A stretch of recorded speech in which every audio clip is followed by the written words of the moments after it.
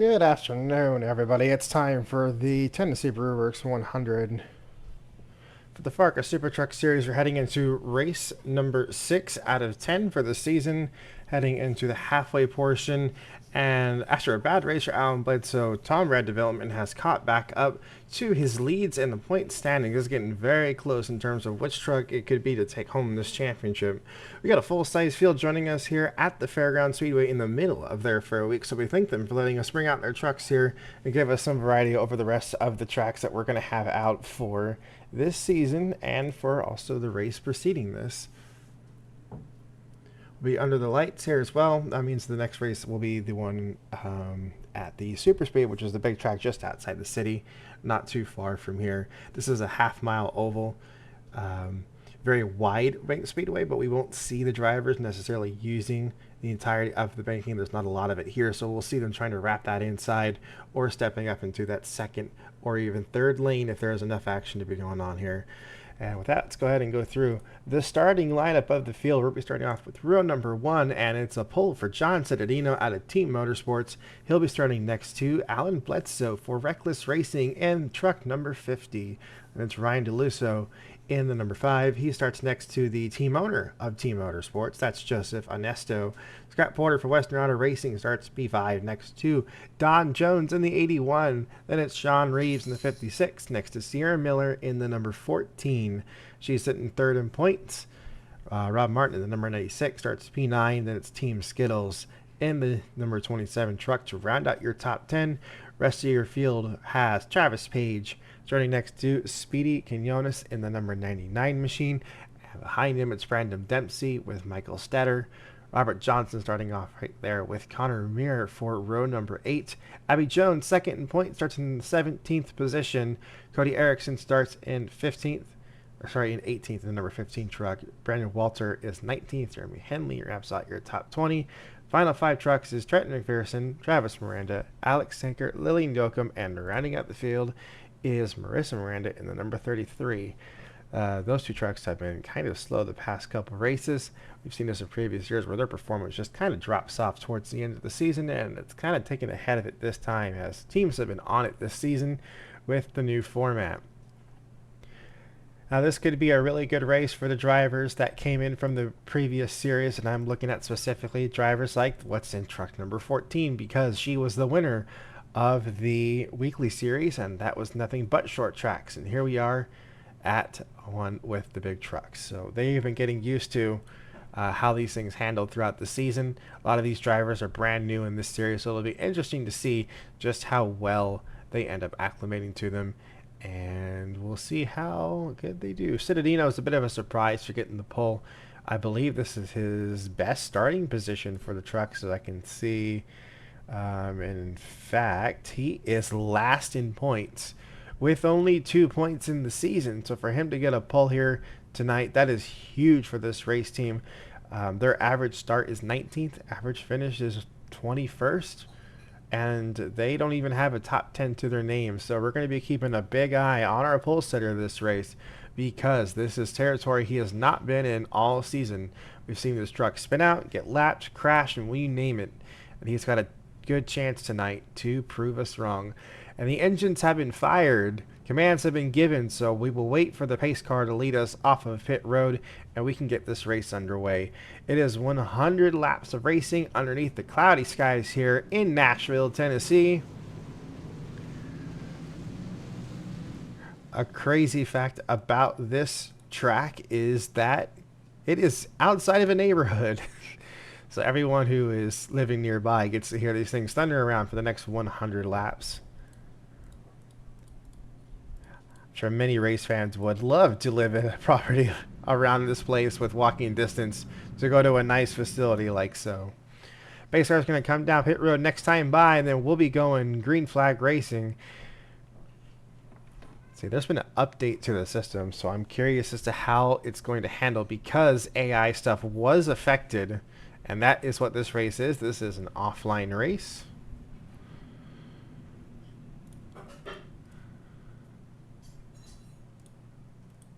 So I'll be curious to see how it'll be.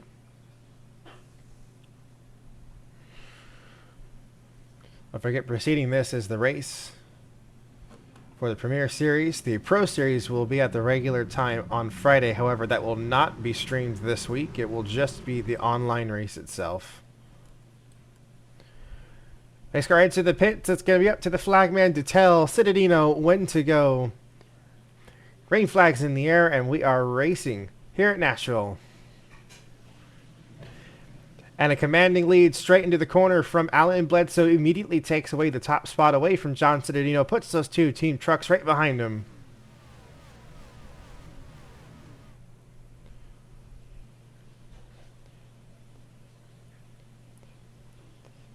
Too wide, multiple waves back from behind. It seems to be like it's a clean start to get us going here.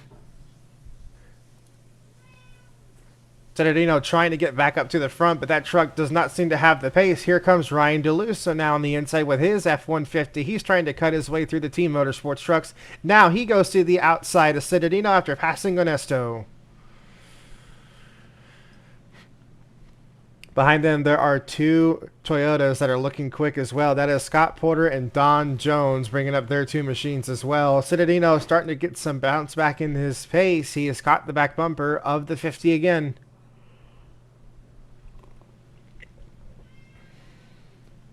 Fastest car on track that time by was, in fact, Cittadino.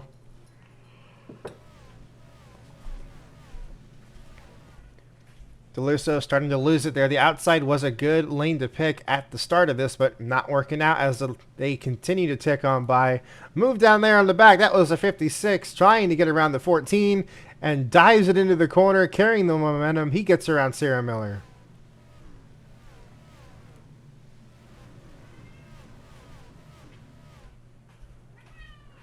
Team Skittles holding up the fort here for this position, trying to maintain this P8 position.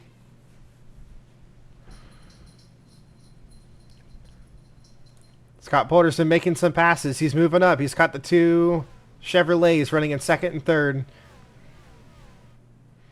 Don Jones falling behind him. He's to the inside of Ryan DeLusso right now.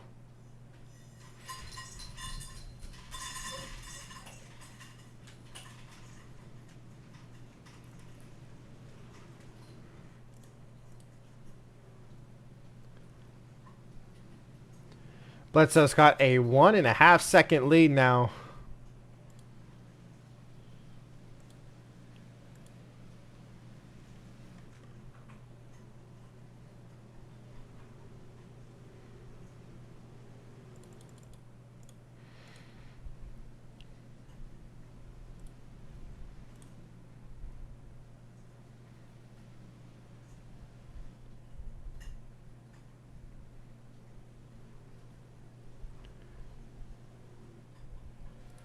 Fastest truck on track that time by was number 14 Sierra Miller. She's found a couple pace in that truck and has gotten back around the 56, working that bottom lane.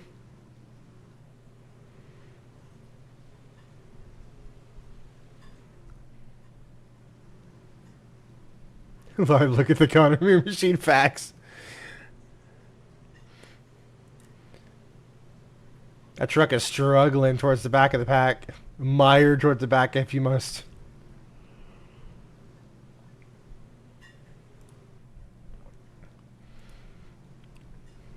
Another great lap there by Joseph Onesto. He's been starting to pick up the pace. Trying to get some ground off of Scott Porter behind. The two team trucks have separated themselves from the rest of the field, but they are nowhere near the speed of the Reckless Racing 50.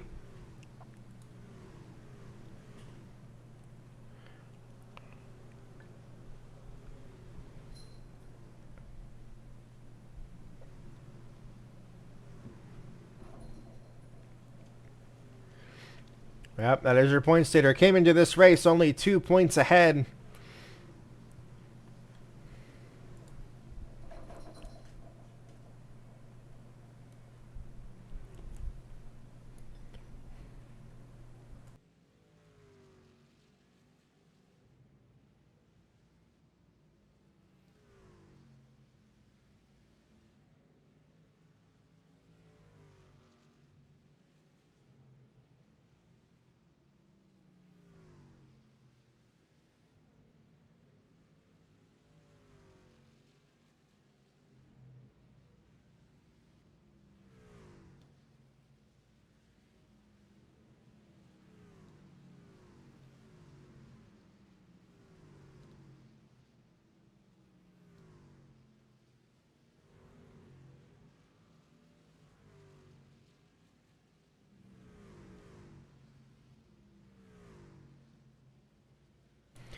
And we have a backbone in the booth.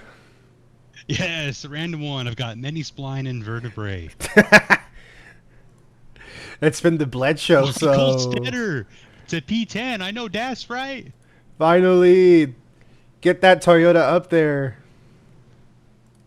There are many teams, and I mean like plural, many teams looking at the Michael Stetter. Many Premier Series teams are looking at this feller right here. They think that he and Robert Martin might actually be some people to be looking at for the long haul. It's the big 2-6. He's behind Danny Boy, Speedy Quinones, right there in the 99 truck. I would have thought that Danny was going to have a better qualifying run than he did, but the 99 truck, it is really. We got to give the 50 truck a credit because I think that Alan Bledsoe is just really that good because Danny's got some good ass trucks. Oh, I'm Well, sorry. He's no, got some good trucks over there. cussing's fine. We're almost to the lap traffic now, so I'm curious to see. He's already gotten around one truck. Oh, and he does get a little loose through the corner. I saw him turn to the right, but we'll see how well he can handle getting through this lap traffic. This is where we've seen trucks races turn on their heads, like Sierra Miller. This truck is bad fast. On board with Alan Bledsoe.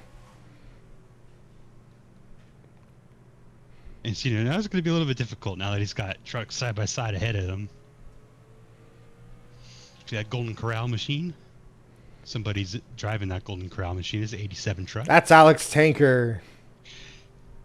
Golden Corral really likes that race team. They really wanna do. sponsor They're on everything. every premier car, and they have full sponsored the truck, so they are loving Douglas Motorsports.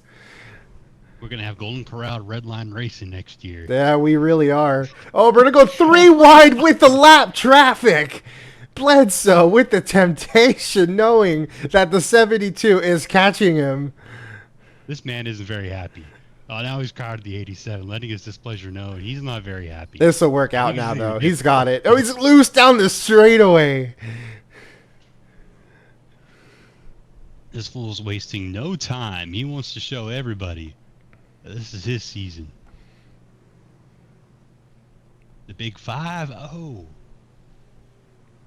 That's one way to make sure you get around him, and now that will certainly be a tall order for John Cittadino to get up to him because he's gotten around already the harder trucks. We are halfway to the halfway break. Halfway break. But that will be interesting to see how well this will go for him because that 50 truck is so fast. Alan has a couple, it's one race, but he had a couple spins and win at Portland. Yeah, I think he went off track once, he spun twice, and he still managed to come back and win the race there. So I think that's his only win on the season so far, but he's looking to get number 2. It's way too early to start guaranteeing a win, but certainly he thinks he's going to get there. Scott Porter got around Joseph Ernesto, and if you look at the lap times, you can certainly see why this Toyota has been a lot better at managing the traffic. And check out another one that's going to be catching up here soon. Sierra Miller has been working her way around the trucks, and she has caught these two as they are now battling. And now it's time for the announcers to have a private conversation. Did you order any of the Ghost OG on the website today? This will be an open conversation, but no, I did not. If it's still there by Friday, I plan on doing that. Okay, well, I ordered 2. I mainly just want one of the cans for the collection, and that's about it. Yeah, but because you don't like lemon that much. That makes No, sense. no, I like it. It's coconut and lemon. It's good. Is there other flavor in there? Coconut? Yeah, that's the base. The base is what it coconut was. water. Oh, that makes sense. Well, anyway, John Cittadino, and Alan Bledsoe, one of the drivers' names, is still leading the race. 4-second lead over John Cittadino. But another one of the Douglas Motorsports cars a lap down. That's Trenton McPherson in the 20th position. They're not having a good race at the short track tonight. They're not having a very good season. Is it really that bad of a season? Oh, no, it is. Wow. Okay, Yeah, Trenton's down in 15th. Actually really surprised to seeing is Jeremy Henley, the 92 truck in 19th. Jeremy Henley had one of the slowest trucks in the first race of the season. But this is actually a formidable performance out of the No Limits Racing team to be 19th and on the lead lap after 30 laps. That's a good look for them. Yeah, they had what could be debated an anomaly top 5 last weekend, and that is their only top 5 and only top 10 of the season. Average finish of 18.8. He was last in points, but after the race last week, getting that top 5 finish now puts Citadino, who is currently in second place, into the last place in points, with only 2 points in the entire season to Citadino. Well, it's still incredible. Everybody scored a point. Very different truck season this season versus 3-1 last behind in year. contact, and the 87 puts Onesto into the wall. You should get him back, Joe. He Somebody is get me a not radio. going to be happy about that. As a brand new truck on the number 62, and he just got put into the wall by lap traffic as they were 3 wide with Ryan DeLusso, who is now to the inside of Onesto again. I'm surprised that Ryan wasn't able to get away with this with the lead. Or not the lead, the position. It's been one of the crazier races for the trucks that we've had so far this season. But nothing's changed up front. It is still Alan Bledsoe after 33 laps. We are approaching, within 15 laps, the halfway break. Get a little drink of water, maybe some Sprite, maybe some vodka. Who knows? Yeah, whatever you're feeling up to. Here's the 2 TXS racing trucks. Oh, we're not looking. No, we're not anymore. I'm sorry. Here. It's all right. Here's the 14. That's Sierra Miller. Oh, there they are again. All right, now quickly change the camera. Get me out of here. Okay, here's Abby Jones, second in points, having one of her worst races outside of the Premier Series. It might finally finish outside the top 10. She had won this season when she got taken out by a lap truck earlier. That was her only time that wasn't, her fault. This is the first time on pace that she has actually been outside the top 10. A shocking race for Abby Jones. Connor Meir actually must be pretty happy in 16th, all things considered. I don't think he's happy there. It's better than how it usually is in the trucks. He's got to hop on a Last helicopter season- right after this and head straight to the super No. speedway too. Yeah, he does.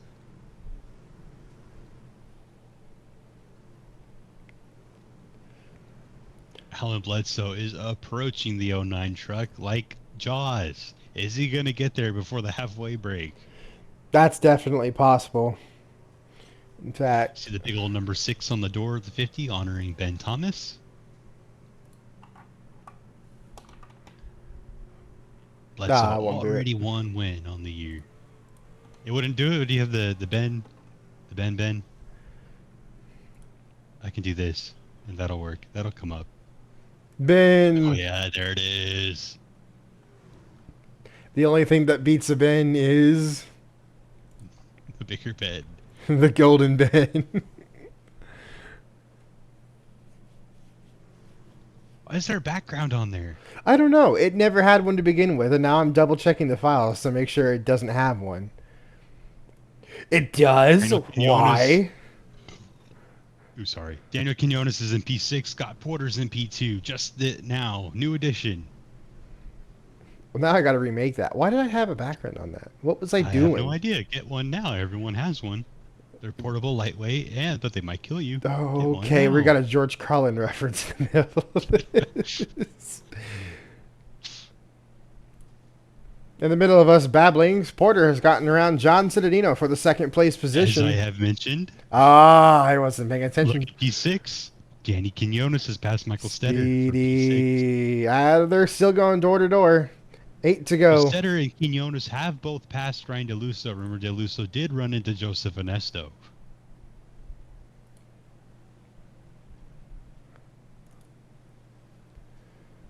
Yeah, they keep trading laps back and forth, and by multiple tenths, too. That time, Quinones 4 tenths off of Michael Stetter. Quinones was a whole second faster than him. What? A couple laps ago. What happened? What did he do that lap? It must have been a lap truck. Yeah, that's the only explanation there. Stetter is But the now he's biggest gonna be mover of the behind. race as well. He's up 8 Yes. positions. And as we said, the Premier Series teams are looking at Michael Stetter but chances are he may be relegated to a Pro Series ride. I think per the program's status quo, and with the unannounced shutting down of an organization that will be announced sometime in the coming weeks, that I don't think he's going to have a seat in Premier just yet. Well, he might be swiped because there are teams actively looking at Michael Stetter, a couple of them who may want to offer him a contract. There has been negotiations with other teams in the past, just like how this organization worked with them to get Zach McAdoo. So maybe even that deal turns into a trade of some Yeah, I sort. don't know if Reckless is exactly. I think that I know there's a Toyota team that's looking at him. I know there's a Chevy team that's looking at him. As he puts another track a lap down, he continues to catch up to Joseph Ernesto. I don't know if he'll get the top 5 before the halfway break. Maybe with No, I Lily don't think so. Yoakum there in front of him, but we'll see. A few laps to go.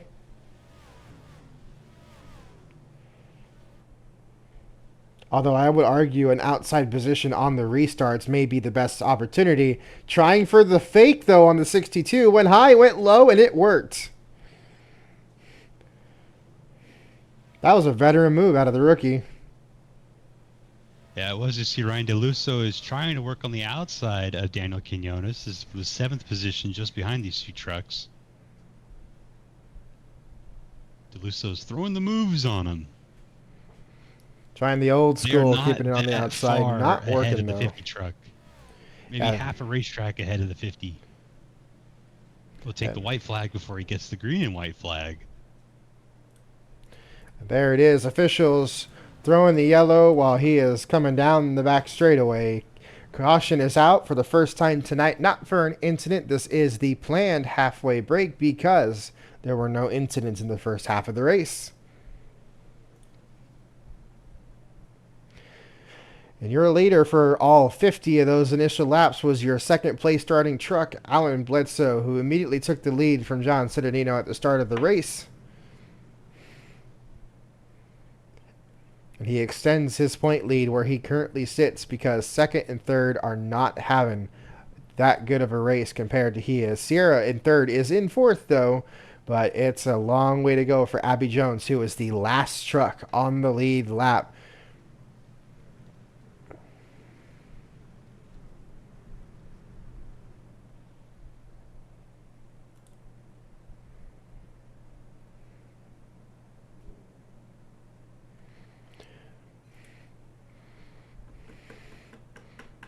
And this is your time to go get a break, go grab a drink, go use the restroom.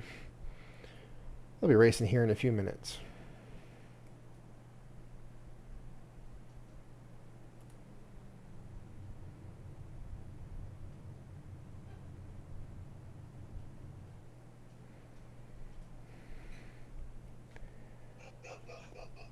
Bark, bark, bark, bark, bark. It's always To bark, enjoy bark. barking. It's always bark, bark, never woof, woof. Can they figure it out, please?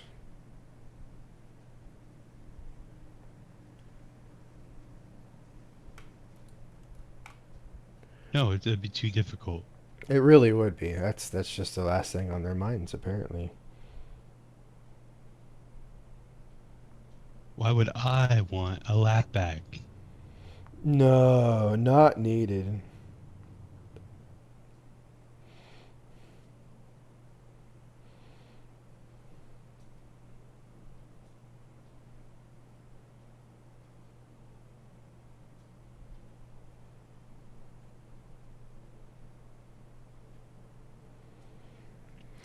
There we go, double file, which means green flag next time around. We get ready for the second half of the race. We'll be restarting on lap 54 out of 100. Outside lane was immediately dominant for the start of the race, which is a prime position for Scott Porter, who's got also a fast race truck. Is he going to give something to Alan Bledsoe, who has dominated the opening half of the race? That has been the trend so far this season, is that the opening domination trucks usually aren't the ones to take home the victory. But Bledsoe, our points leader, has got a fast truck. Let's see what he can do. Green flag's back out in the air. We are racing at Nashville once again. Scott Porter heads into the corner and doesn't quite clear him. Bledsoe sticks to the inside. Down the back straightaway, can't quite clear the number 91 truck. It's Western Auto Racing versus Reckless Racing. Out of turn 4. Still holds to the outside, 2x2, multiple lanes back. Looks like Bledsoe was able to clear him. Finally gets him. Huge block down to the inside from Citadino on Michael Stetter. Oh, he's just trying to go steadier. Sierra Miller got some positions there on the restart. Was inside, it looked like, though. He did. Huge stack up behind him. There are some fast trucks up there.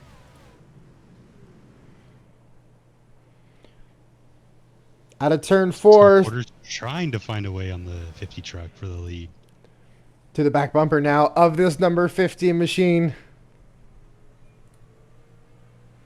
Riding on board with Bledsoe. This is the closest he's had a challenger all race long.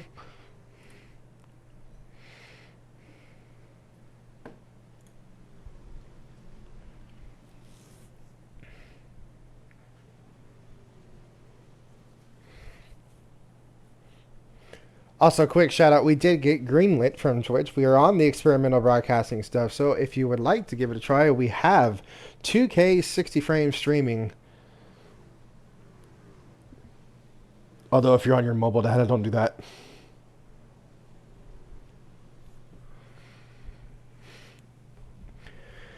Porter seems to have fallen off of the back bumper. Oh, my frames. He could have it. My frames, man. My frames. But my frames. Look at all these trucks. This is just a big gaggle of trucks. Yeah, 96 got loose coming out of turn number 4, and the 81 had to check up, and that might allow the 27 of Team Skittles to go around him. Connor Meir continues to drop. He has gone back down to 16th after he was almost into the top 10.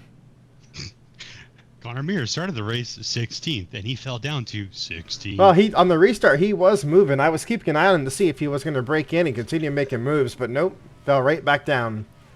He just wanted to relax. He's like, oh, shit, I'm not supposed to be doing good. See Don Jones, the 81 truck, going forward. Sierra Miller has gotten around Scott Porter. It's still a second off of Alan Bledsoe, but this is going to be a great way for her to try and defend her title run and a good chance to get around her teammate Abby Jones, who is struggling down in the 15th spot. So this is your new second place driver in the points, and if she can get around Bledsoe before the end of this thing, we'll make ground on the points lead. This is the driver that won the championship in her first year of racing for the weekly series, the mini stocks we had before. That's why she is running a scholarship ride. Gets a new truck built by First Direct. And she is fully funded for this season because of it. So this is the rookie that won out of it. Never raced before in her career. Took home a championship and is now trying to go back to back as her racing career gets rocketed. Obviously, Vic, next year she will be either in the Pro or Premier Series without a doubt. Look forward to see where her career goes. As Alan Bledsoe is trying to revitalize his career and make it back to Premier Series. See what he can do. This was a driver back in 2019 that was the hot money for anything. He was wanted for any ride and tried to play spoiler with the chase run as well in several occasions. Thought he was going to be a star driver by the 2021 season, but kind of fell to obscurity. But here he is back in the game again. Yeah, Reckless has given him a shot, and so far he's been delivering for them. Finishing ahead of Sierra Miller for this race is going to transform his points lead into a 10-point lead over the 5 that it was going into it. So that's going to double it with what would then be 4 races to go in the season.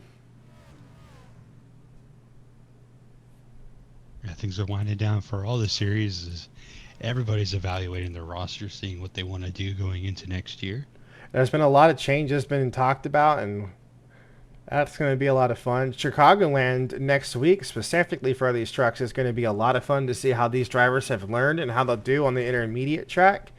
Talladega is also going to be crazy because none of these drivers, or at least I think 90% of the field, hasn't touched a super speedway before, so that's going to be a lot of fun. Connor Mears now passed into the 14th spot. Trying to make up some positions, and Scott Porter now under fire from his teammate. 91 Michael truck, Setter which, is hungry.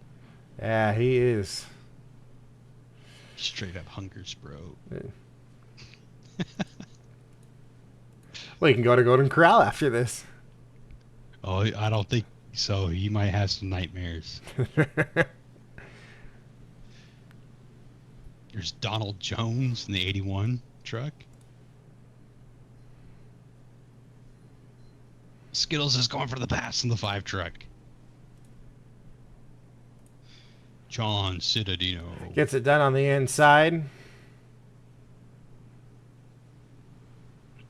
Unsponsored truck with a unnamed driver. Out here for the fun, and that's simply it. Driver that comes out of the SCCA out of Central Valley, California.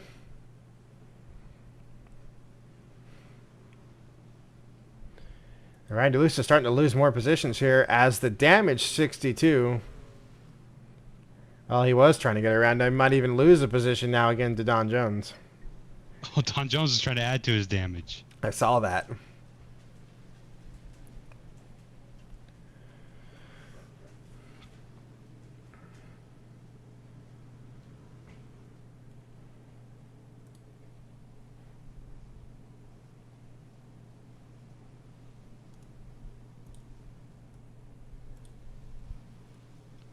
That's with the honk, you get the bonk.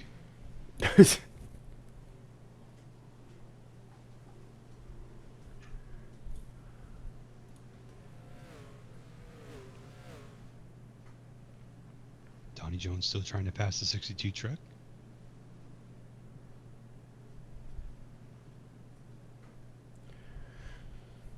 You know, the lead this time hasn't really been that much of a big one here for Alan Bledsoe. Sierra Miller is trying to keep him honest for this run.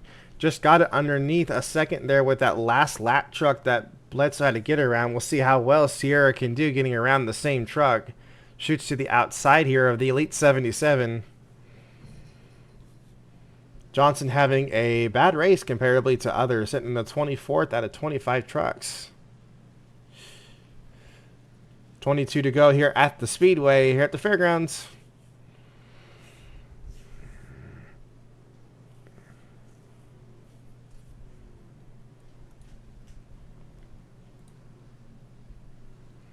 See the difference in laps here. It is going to advantage Miller, at least for the most recent laps. We'll see how well it goes this time of eye again. Another 10th gain to Alan Bledsoe. He's got 2 lap trucks now ahead of him. On the inside here of the Juniper 35.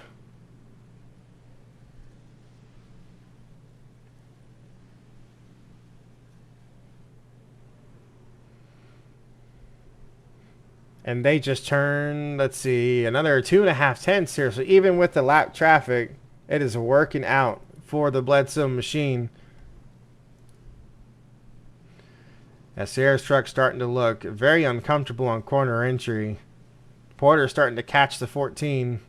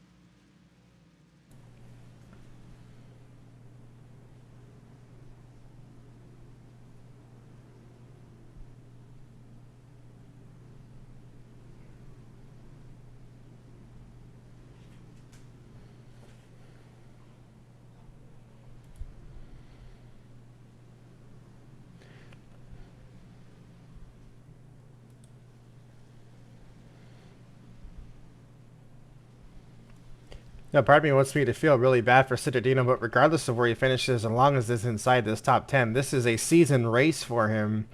Pole I'll be back position's to going to get be my huge. pizza. Yeah, go eat your pizza. The Um, front door doesn't have a knob. oh, it's been a season-long race here for John Citadino, regardless of where he finishes. They shouldn't feel bad about losing out on a race win here. This truck is not a winning race truck by any means necessary. It's been a long, long season for the Team Motorsports 72, and the fact that they were able to come down here tonight and get this pole position, and then right around this race from the majority in the top 5, regardless of losing the race lead on the opening corner. They've done a fantastic job of maintaining position, surviving through the halfway break restart. So, by all means, for John Citadino, they're at least no longer going to be last place in points, and this will be huge for the race organization, knowing that they are able to build a truck that can compete. So hopefully this will help boost confidence, and we'll see this performance continue to improve for them. Meanwhile, Speedy Quinones getting some late race pace. Just got around Michael Stetter in the number 21 machine. He's now into the 4th place position and can chase down Scott Porter. Going to be a tall order, though, with 12 laps to go. But finally, a good finish here for Speedy Quinones. His average start is about 8th and finishes 18th. So that means he usually loses 10 spots a race. This time it's backwards. He has gained 8.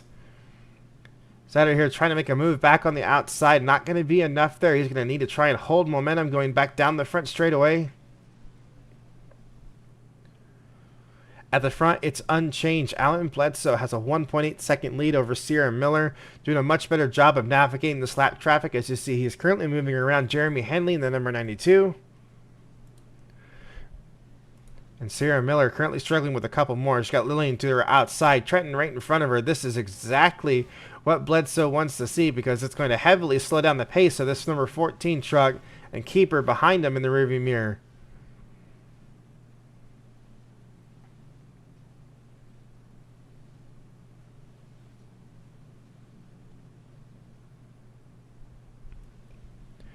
Don't forget that preceding this race, it is not going to be the end of the stream. We have a 2-for-1 today, because I'm not going to be here for this weekend to be racing.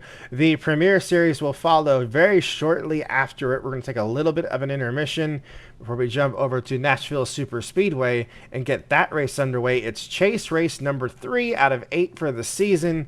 And Austin Yoakum out of iReal Motorsports is currently the points leader. And guess what? Last year, he pulled and won the race.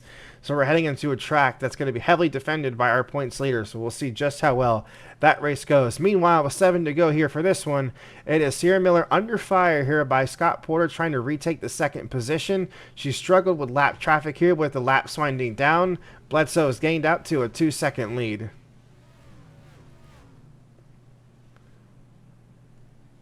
On board with Scott Porter.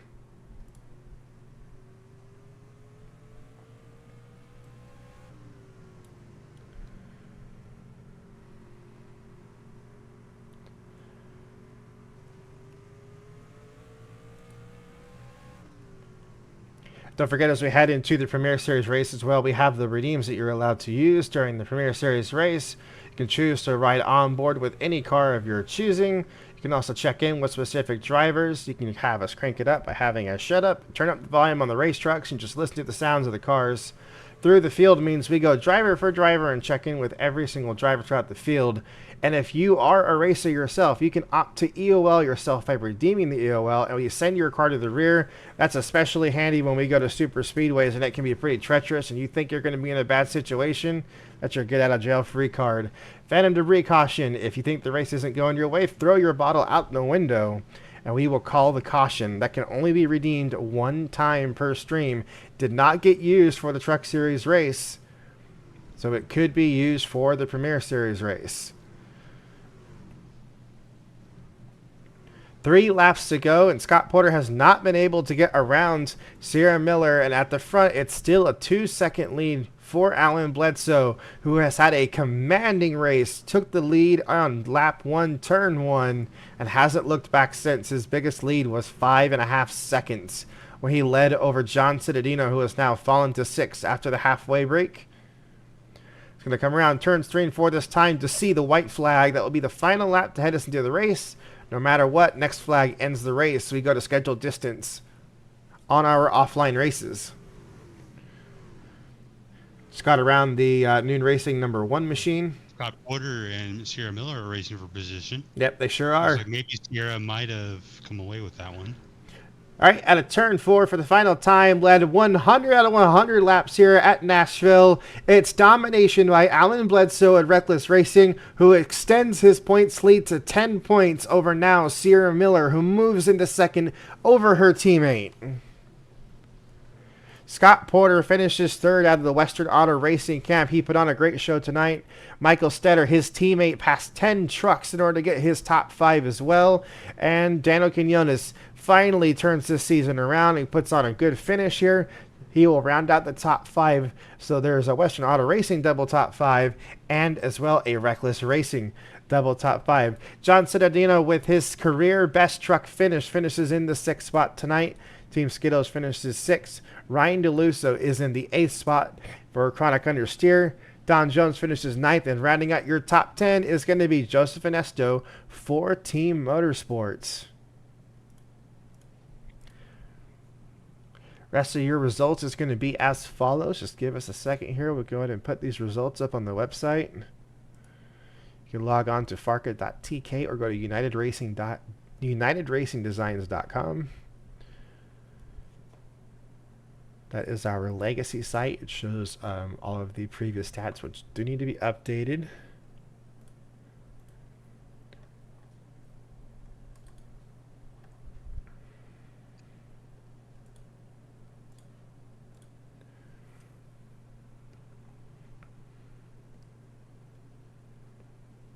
All right, results are up on the website, and everything is official. Alan Bledsoe is, in fact, your race winner. And I can confirm, in fact, it's not even a 10-point lead of the championship. It's a 15-point lead in the championship here for Alan Bledsoe. It goes from 2 to 15 in one race. And get this, that's his 3rd win of the season. He is still the only driver in the series to get multiple wins. Also, weird fact is that every time he does get a win, that's his only time he's finished in the top 10. So he's either winning or he is finishing out towards the back, because he has the not even close to the best average finish in the series. And he has put a lot of ground on Sierra Miller's laps led counter. In fact, he's won 2 races before this, but only led 9 laps of the season. He led all 100 tonight. So he led 10 times the amount of laps tonight than he has throughout the rest of the whole season. So that was a commanding race for Alan Bledsoe, as we have 4 races left in the season. Next weekend for the trucks, they will be at Chicagoland. And they have Oxford Plains, Talladega, and the trucks will always end 1 week shortly per tradition. They will be at the Charlotte race for their championship run.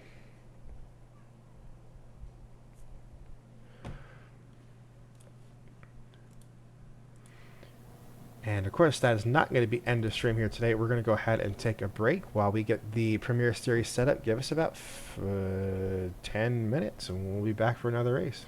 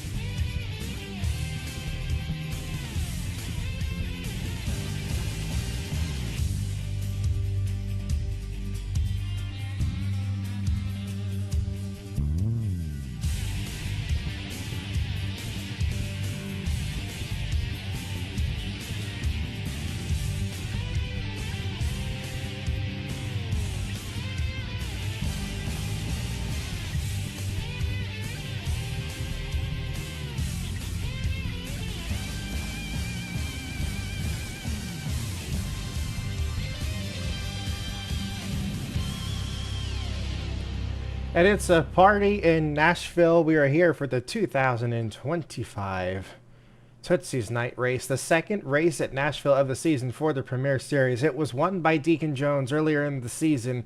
We'll see who can win it tonight. This is race 3 out of 8 for our 10th anniversary championship run, and Austin Jochim leads by just 2 points over the rest of the chase field. It's a Wednesday night race. It's a bit unusual for the race schedule, but hey, we're here for it. We're at the concrete 1.3 mile oval here at Nashville, just outside the city is technically Lebanon. Last year was a dramatic race, and so was the race earlier in the season. This has been quite the race for us. Oh, my bad, Brett Pritchard won. Not that. Deacon had the pole. Thank you for correction. And then also, last year's race was won by our points leader, who pulled and won the race. That was Austin Jochim. We'll see what he can do tonight. We're going to head straight in and get into the starting lineup of the race. We have had a spoiler of a pole position coming straight out of the Western Auto Racing Camp. So here we are heading to it. It is Jacob McMillan in the number 12 car, who has put it on the front row and is starting next to Austin Jochim in car number 4. Row 2 will see Ryan DeLusso in car number 2. Starts next to Justin Franklin in the number 25 machine. Points leader Deacon Jones, who had the preliminary pole before it got stolen, is in the 5th spot, starting next to Noah Patwary for Reckless Racing. Then it's Dakota Cottle in car number 5. Will be starting next to... There we are. The number 72, John Citadino, who just likes Nashville apparently this weekend, had the pole for the truck race, starts P8 here for the Premier Series. Adam Douglas with the Grit Factory 40 starts next to Brandon Crasta in the unsponsored 63. 2 chase drivers will start from row number 5. 2 more right behind him. This is a track where those chrome spoilers and splitters are going to look really good. Connor Meir is in the Raspberry Cream Ghost Energy 29, starts next to Andrew Weisbecker for row number 6. 7 will have Just Finesto in the 62. And then it's Noon Racing's Travis Dawson starting P14. Heading back. Caitlin Meir. Yes. Number 92, the Tillamook. It starts the inside of Lizzie Wesley. The Woman Row. It's row number 8. Row number 9 sees Zachary McAdoo starting the inside of Bradley Hughes. They will be in front of row number 10, who sees Justin Osborne to the inside of the 16 car. That's Daniel Quinones, the Speedy Quinones. They will be in front of the threat, the number 44, Brett Pritchard, who starts the inside of the Big Bad Cobb of the Sammy variety. Sammy Cobb starts 22nd. They'll be ahead of our favorite fountain, Nick Fountain, to the inside of his good friend, Jeff Cannon. Starting the race from row number 13, Jay Langelier for Reckless Racing starts next to Aaron Douglas, who sits P3 in the championship run, starting back in 26th. There's Christopher Davis starting 27th at the inside of Marissa Miranda. Timmy Weathers in the 55, a former champion, starts 29th tonight. He starts next to David Walsh, his teammate. And they will be ahead of Dylan Young, who starts next to Kenny Bombera. Greg Graziano in the number 27 will be starting next to Makoto Kino in the number 33 machine. And they'll start ahead of the Dollar General Camry driven by Tim Salmon, who starts the inside of the number 46 machine of Tom Jones. Tom Jones, need to do our usuals here. It's going to be kind of a crazy one that we'll see when we get to it. All right, let's go ahead. That's been fixed. Okay. And starting behind them. There we go. Nope. Come on. You got this. 37th place. 37th place. Come on. Hell yeah. All right. 37th. That's the 78 machine. There it goes. Rob McPherson. And the number 78 starts next to Rob Kreider. Car number 38 starts P38. Then we have Elias Nassar starting 39th to the inside of Josh Lockhart. Then it's Dylan Touchton in car number 69 with what would be a bad starting spot after the past couple races he's had. Starts next to Arthur Xavier in 42nd. We have Quinn Izzo in the number 15 car who's going to round out the field because Mariah Douglas and Andy Bealey have missed the race. Yeah, those two will be going home on based off of the speed. The Rebel Racing car has been kind of slow as of late, and it shows once again tonight. No waivers here. Andy Bealey is a champion, but not in this series. He is a truck champion, so no waiver will be given out there.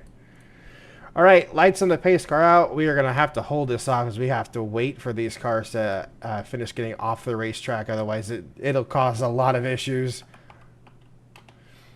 So we're going to have to wait here, unfortunately, before this green flag can drop. Love when this happens.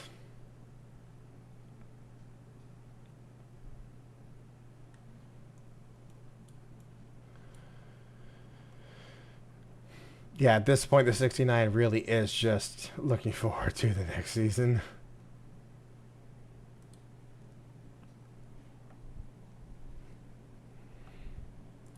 Andy Bealey already got off the racetrack. We're just waiting on the number 83 to do so.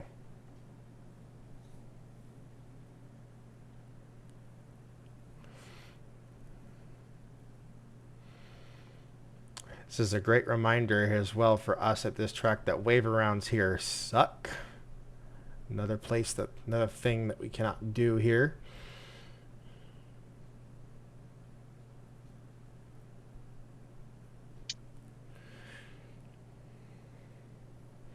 So how about Deacon Jones heading into this run for the championship? Won the regular season, got all the bonus points, and has the lead and advantage going into this with a decent starting spot at a track he's already good at too. Well, it's going to depend on how this race goes. We saw a chaotic spring race that was won from the 23rd position in Brett Pritchard. Austin Jochum finished second after starting 21st. So this could be an unpredictable race. We'll see just how well that goes. Though we had a total of, it looks like, 6 cautions for that race.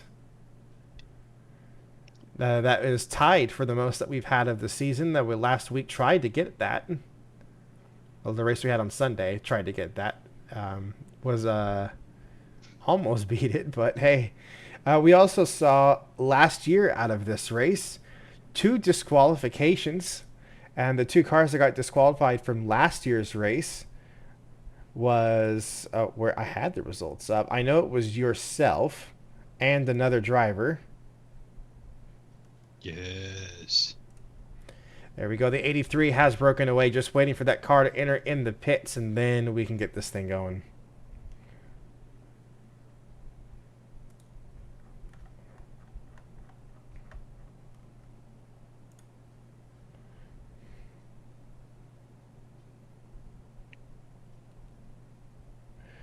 Okay, I got confirmation from the Ally Bank 146 of last season. It was Francie Davis and yourself. It was illegal additives found into the fuel of the number 17 car was the reason why the Reckless Racing 17 car got disqualified, and was actually one of the races that was majorly detrimental to her run for the championship. And then Adam with the alteration of tires. You cheating hypocrite. Here we go. It's racing time. Green flag is out in the air. And we are racing here at Nashville. Oh, you really NBC'd that. Oh, yeah, I sure did. At least I caught it. We're back for commercial. We're already racing. Fired. Austin Jochum taking the early lead away from Jacob McMillan, just like we saw with the Truck Series race, and he is under fire from another Toyota here on the outside. Looking back now to the inside of the IRM Ford.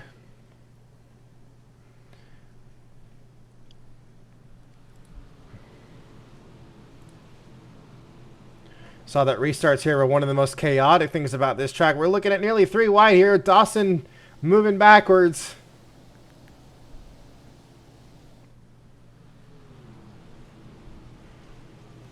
Already some big movers in the race since the drop of the green flag. Aaron's up 5 positions, rocking around cars on the outside. The 97's moving up. Got that jet fuel. We'll find out.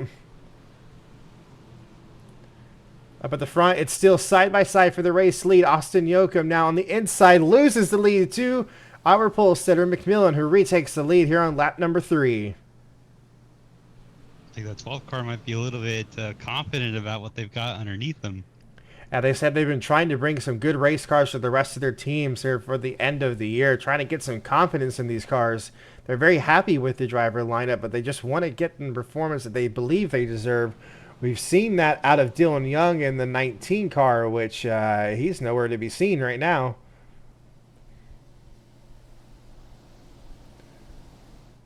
Five-car Dakota Cottle is moving up since the start of the race.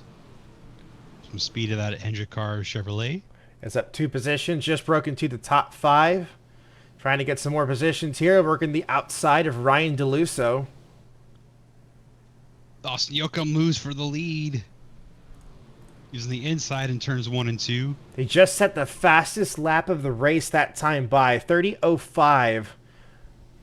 Might see one of these drivers, especially towards the end of the race with fresher tires, may set a sub 30 time.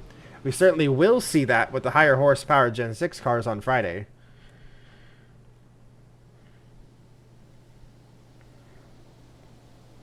Not enough to hold that lead, though. It's going to be a battle for the opening stages of the race between these two. On the outside lane there, that's Cittadino. He's actually gained spots on the opening stages of this race. He's trying to push Dakota Cotto past the Justin Franklin machine. So far, it's working out well.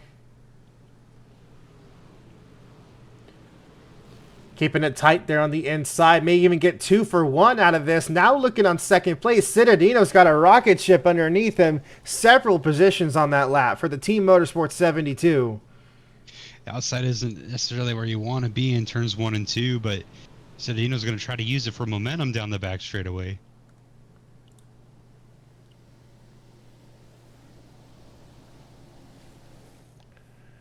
They did have good position on the 4 car, but now they're going to lose some ground to Yoakum. Looks like the 25 is going to try to pass Dakota Cotto down the front straightaway. This is a good idea out of Franklin to tuck in behind the 5. Let the 5 sort himself out. Maybe use the draft to go and catch the front 2. Nearly 3 wide there as the number 2, Ryan DeLusso, attempting to send it down to the inside of the former champion, Noah Patwary. Points leader now to the outside of them. That's Deacon in that chrome red and white 28. He does make it 3 wide to the outside. What a move there for Deacon. Gets it done. Yoakum is our point leader, though. 2 points over Brandon Crasta heading into this race. Deacon Jones didn't have too good of a race last week. See his teammate right behind him now. Keep forgetting that. Keep forgetting that. He's been so strong this entire season. I just assume he's got it. More hard racing right behind Connor Mir, trying to get into the top 10. He's right behind the liquid color 40, right in front of him.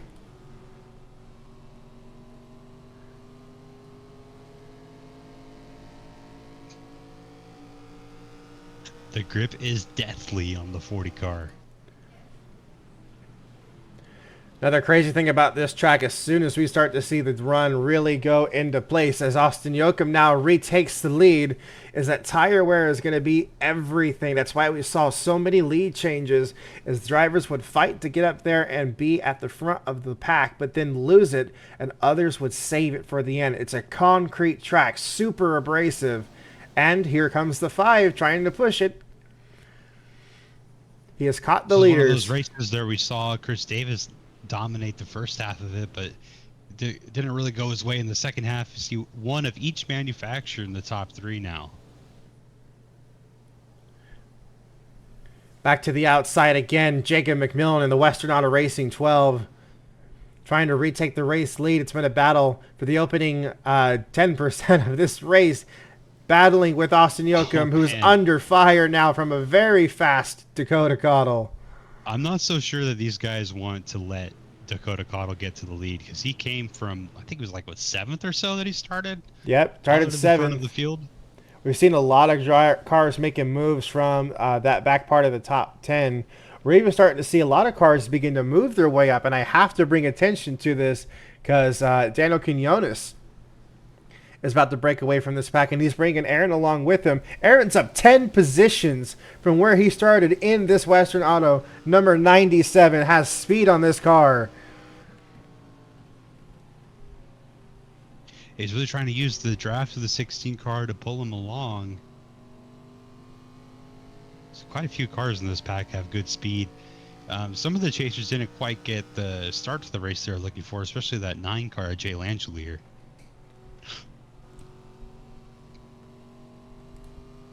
He's tucked in there behind the Nick Fountain car.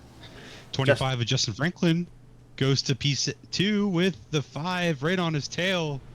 Yeah, Yoakum kind of lost these 2 spots there. They probably ran around him on the outside. He's going to get a chance here to recover now. Let those tires cool back down. You don't want to be running the very bottom at this racetrack because you're having to put so much input that it just scrubs that right front of the tire. So you want to move it up about a lane or so, let it cool down. So when you're getting pinched down there, sure, it's a little bit faster, but it's going to hurt you at the end of the run. The 25 and the 5 working together, they are gaining ground on the 12 car. And they're going to have that draft here. This track is not small enough to where that's not going to be a factor. So every time they're going down this back straightaway, they are sitting there right behind him. Yes, that is Jay Frank running up in the top 5, Connor. Let's go. Dakota Cottle absolutely sent it that time into turn number 3 to get P2 away. And he's going to quickly fall behind for that same reason. Does not want to hurt his tires. That's a smart move there by Franklin to not be stuck behind on the bottom of those race cars. That 5 team hasn't had the cars all season. It's left everyone frustrated. They signed a deal with RPM to help that 5 car along, and it looks like it's starting to pan out with the sponsorship moving over to that 5. Some of the people from the 40 team have moved over to the 5 to try to get them on the right track, and it looks like it's working to this point, as Austin Yoakum's going to try to get second around the outside. Got to bring attention here to Deacon Jones, who's starting to rally back some positions. He's moving on the inside here of the number 72, trying to move back up to the top 5 place where he started. Yeah, this is looking like it's going to be not the best of circumstances for the 4 car, but he's certainly, if things play out this way through the entirety of the race, he's going to get some coveted ground over his closest competitors with Brandon Crasta in P9.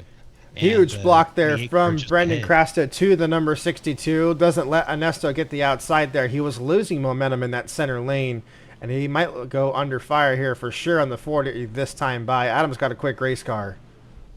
Every position is going to matter for the 63 car. They need to catch the 4 and stay in touch with them. It's only 2 points between the 2 of them.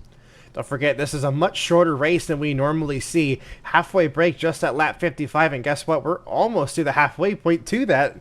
So get it in gear and move. It's a shorter race than the first one.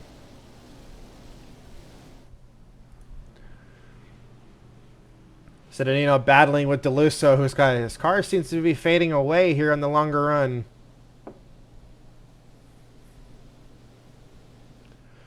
Side drafting down the back straightaway is Citadino in the Team Motorsports number 72.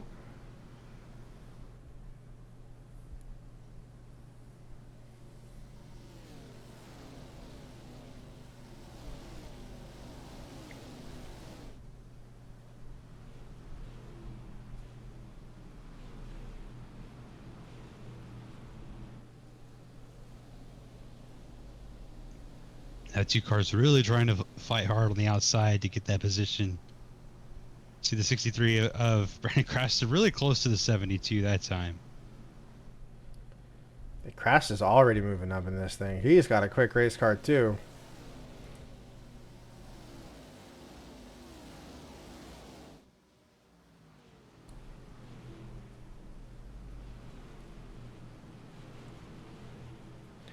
You can hear the tone of the car starting to really get quieter as they go into corner entry. That's because they are having to back up their entry into the corner.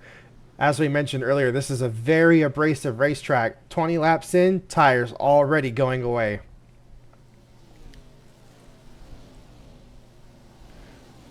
Aaron continues to make passes. He's now gotten around the MGR 29, trying to work around the teammate. He's been moving up with Justin Osborne. He's kind of stuck around with him. They've traded positions themselves. So this group of Toyotas trying to move forward, all four of them in the chase.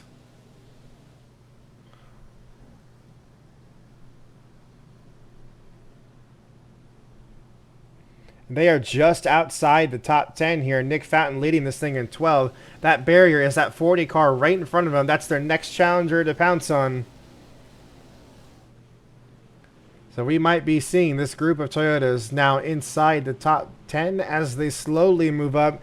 It's still leading is the teammate of that number 97 car, McMillan, who at the opening of this race battled with the number 4, who has now slipped to the 5th spot.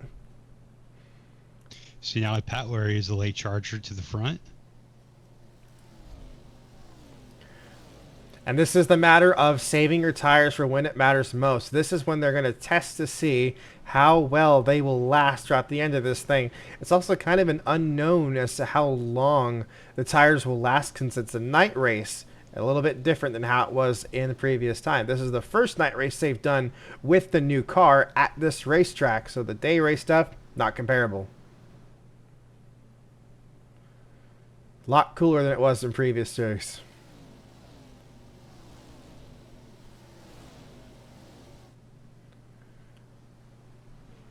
So we raced here during the heat wave that they had in the late spring.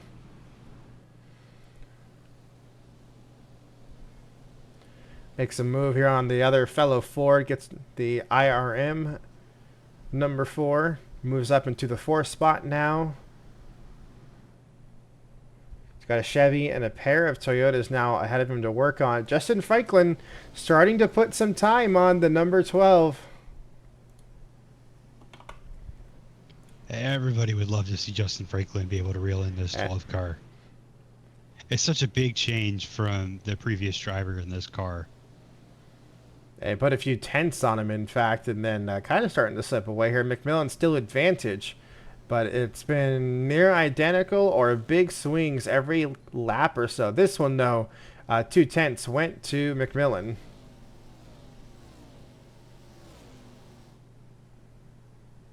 And Dylan Touchton's having a really tough race. Yeah, after a string of 2 near wins, actually, you could basically argue out of this thing. He's sitting in the 42nd spot right now and absolutely struggling. Not a great race here for Dylan Touchton.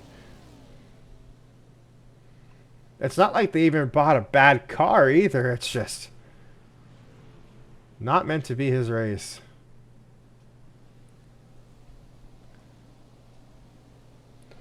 Another driver who's having a really bad time after such a great starting spot, Travis Dawson in the sister organization. Has lost 22 seconds, all on pace, no damage to that race car. He is very upset about the handling of that machine. So the Kinetic Esports machine not happy.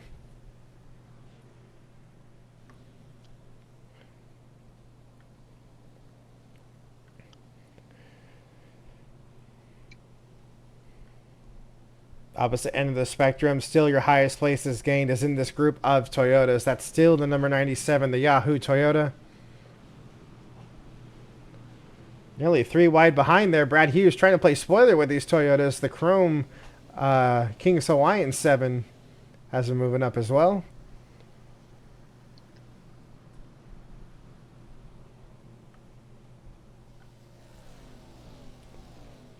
Fastest in practice, the number 46 of Tom Jones. Didn't have the best qualifying, but he's been gaining spots. He's entered into the top 30 now, just starting at the back of the pack. That car's moving up. Behind him? Yeah. Cannon's been having a really bad end of the season. Missed the chase. Just hasn't had any speed.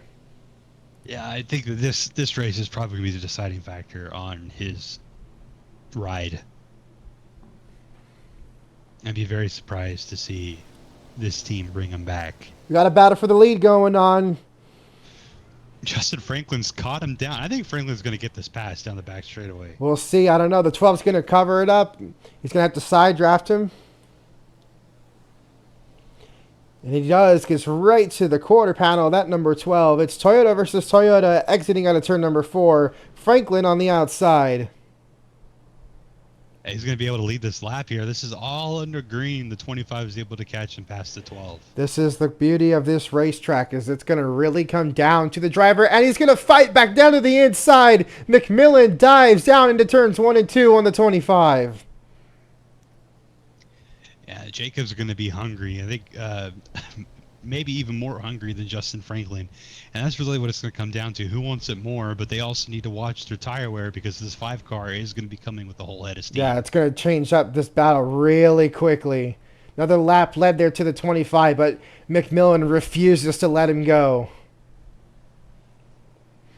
One of the two of these drivers is going to get some help with Dakota Cottle here in a couple laps. McMillan is winless so far in this season. Got 1 win last year. That's why he got his ride re-signed. Was given a boost of confidence. Said they were bringing him a brand new race car for this race weekend specifically, and he is taking complete advantage of it and trying to show why he deserves to stay in this team. Yeah, Western Auto as a whole hasn't been able to get the wins this year that they've been looking for. It's been a little bit of a rebuilding season. It's been a heartbreak season for Dylan Young. He almost won at Indianapolis. Arguably should have won Indianapolis, but it has been quite the up and down season for the number 19. He is down in the 33rd spot tonight in the Parts America 19. Has been a rough go of things for them. The 12 car just took the lead back from the 25 up front. But Dylan Young, as a whole, it's been a rough season. I don't Speaking know if of there's any which, words. we got our first taker down on pit road. This is early in terms of the scheduled distance, but not by too much. We'll keep an eye out and report what they're going on with the number 19 car down on pit road.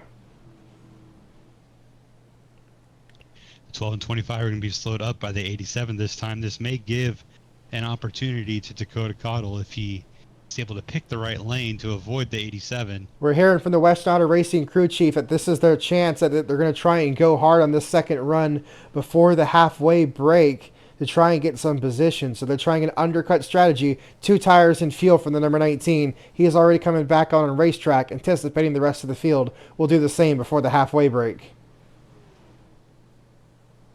It's going to matter which of the leaders want to come down first and get some service. We may see some people try to split it and come down during the halfway break.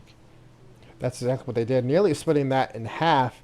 That's going to be the strategy there in the number 19. We'll see just how well that ends up working for them. That would be a 3-stop strategy as we see our next taker coming down on pit road. Rob Kreider, Kenny Bambura, and Quinn Izzo all bring their rides down. This is in response to the number 19 car. Justin Franklin trying to go back for the race lead on the outside. I think Franklin's going to be able to come away with this one. I don't know if the 12's going to have very much speed on the inside at all. Reporting down from pit road, every car so far has been 2 tires and fuel. Fastest so far has been Quinn Izzo with the blistering 7.8, almost a full second faster than the rest of them. Good stop there out of the number 15 camp. They will go 1 lap down during the cycle.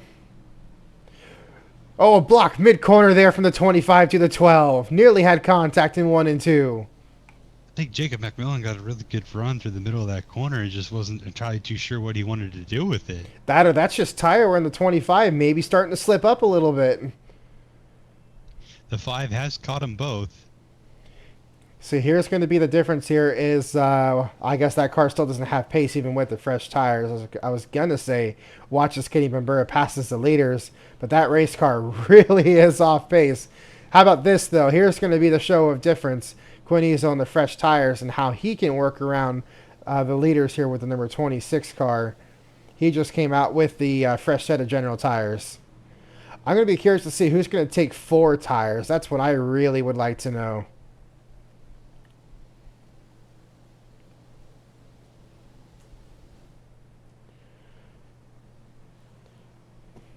Dakota's right on the back bumper of the 12 car. Let's see if he's able to do anything with it. Trying to look on the outside now. This could be the highest chance or highest position of Cottle all race long, finally splitting the Toyotas apart. This could be that McMillan, trying to get the race lead back, just burned his equipment up. Looks right back to the outside, though. Does that same move he did on Franklin. There's a lot of fight in McMillan tonight. Well, the Supreme Motorsports cars have cracked in the top 10. We've had no caution for the opening half of the race, so as we get to lap 55, there will be a yellow flag.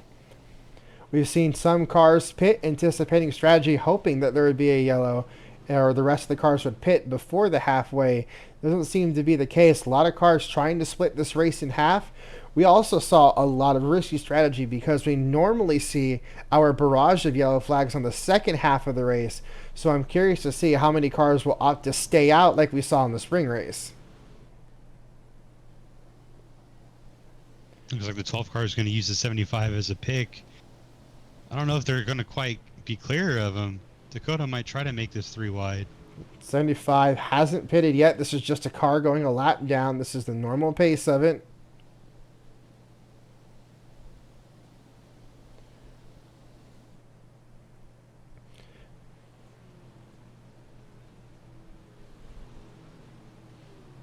While these two, now 3, have been battling, we have our first actual checkout of the race. 1.3 second lead going to Jay Frank, who has been here now with this number 25 car. Got 10 laps to go at the stripe to go to the halfway break. Teams telling their drivers, save fuel, save fuel. It's going to be close.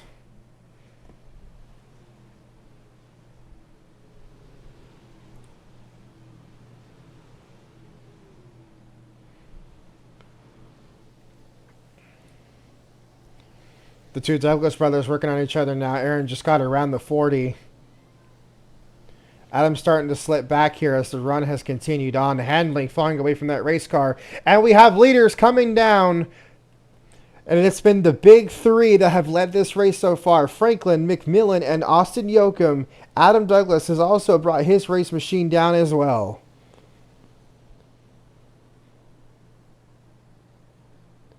So that gives Dakota Cottle the race lead. I think pretty much everyone's going to have to pit before the halfway break. I will be very surprised if a car is able to make it to the halfway.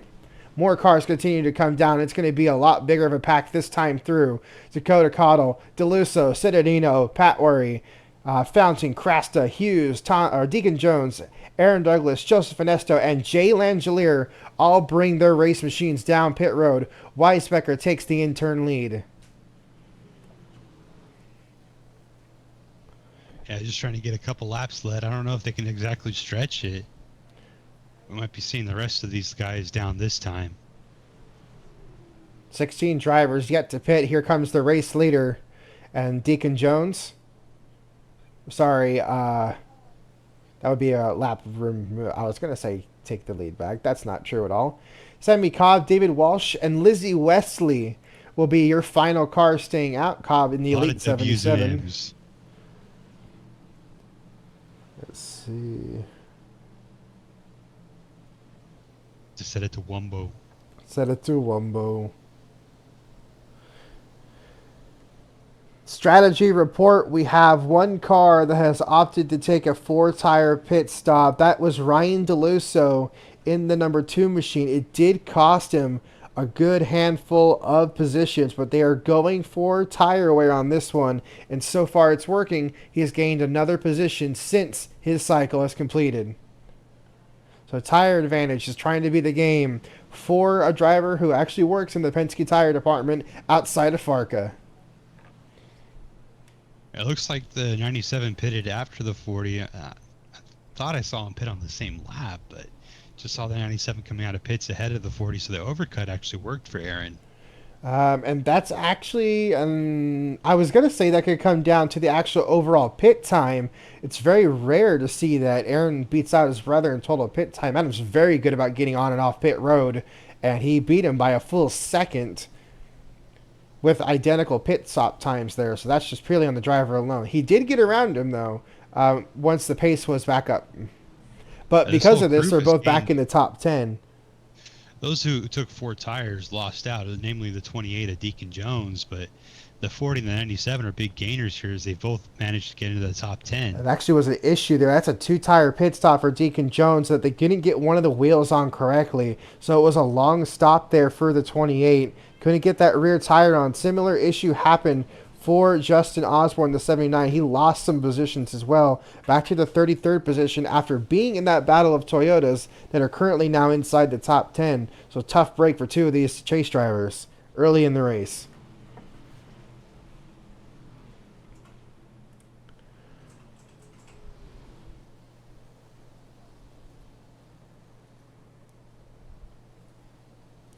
A few laps away from the halfway break, we were cautioned through that pit cycle. Nobody, thankfully, ran out of fuel. Everyone was able to get on off pit road without issue. Justin Franklin has been your cycled leader, still maintaining that 1.5 second lead over Jacob McMillan.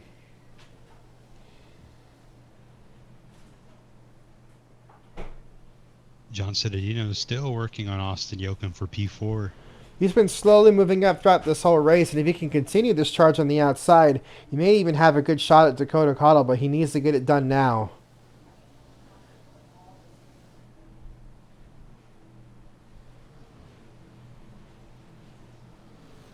Although the outside's been kind of a preferred starting spot here at this racetrack. Get all the grip of the then cooled down tires.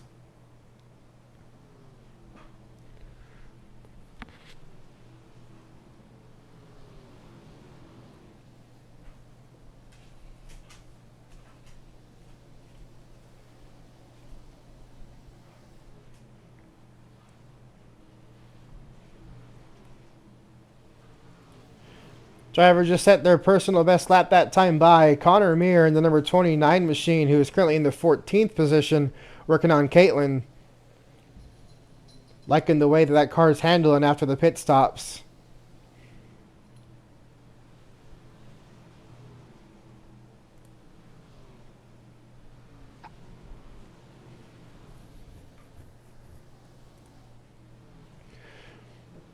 Going around lap 55, this is the lap that we will see the halfway break fly as they get to the back stretch.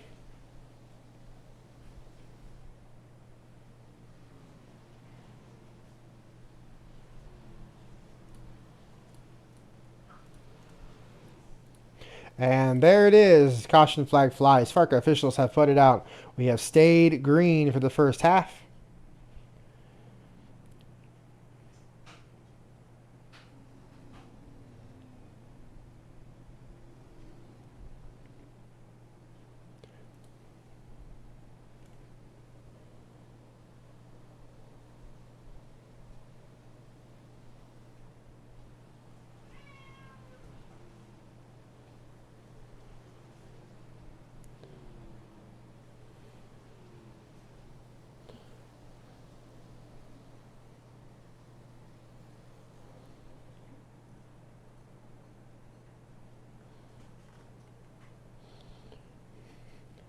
Just talked to the crew chief as well for the Dylan Young machine. They think despite their attempt at the undercut, it did work. They are now positive net positions, so they are happy about it, and they may attempt it again because they think it should still be good to get to the end. So some positivity coming out of Dylan Young camp. They're trying strategy tonight to get any positions they can possibly gain.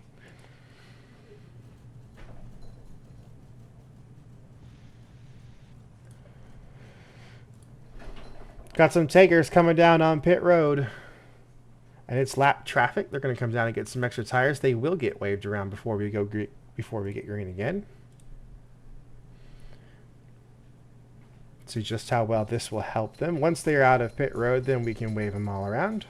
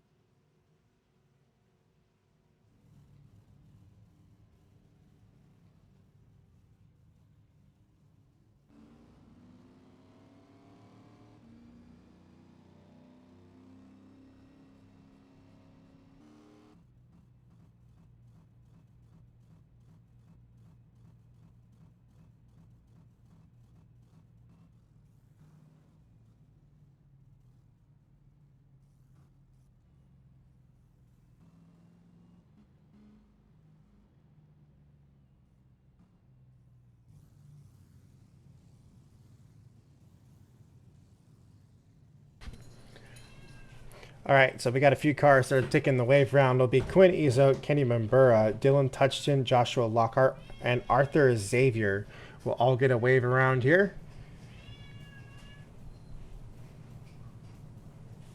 A couple drivers also came in on this lap to get some pit stops done. We had a couple drivers worried about fuel or trying to just extend it on their own. Elias Nassar came down for a splash of fuel, as did Travis Dawson. This was a call from Noon Racing themselves. They think this was the best call to make. A couple different strategies going on too. Tim Salmon and Rob Kreider both came down on the lead lap and took a 4-tire and fuel pit stop. It's a long way to go to try and get to the end from here, but it is possible. And if they can, we could see a huge upset win. So we'll keep an eye on what Tim Salmon and Rob Kreider do with their race machines.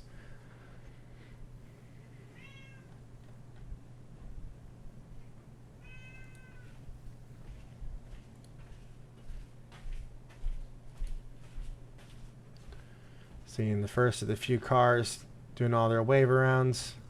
Last car we need to have past the leaders at number 87, then we can go racing again.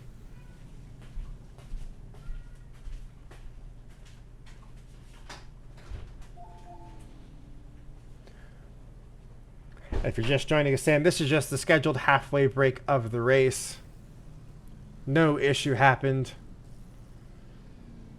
Wave rounds currently just underway.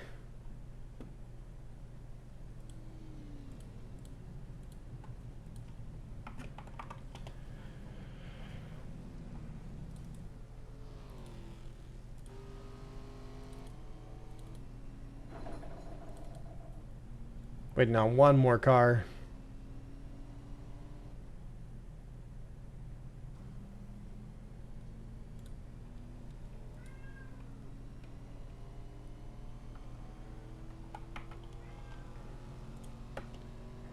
And they got it. Very good. All right, so Justin Franklin, again, will be defending this race lead. Had 5 cars go 1 lap down on that entire run and cycle through pit road. All 5 of them got a wave around, so all cars will be on the lead lap for this restart. Pace car dips down. It's up to Justin Franklin to take us back racing here at Nashville.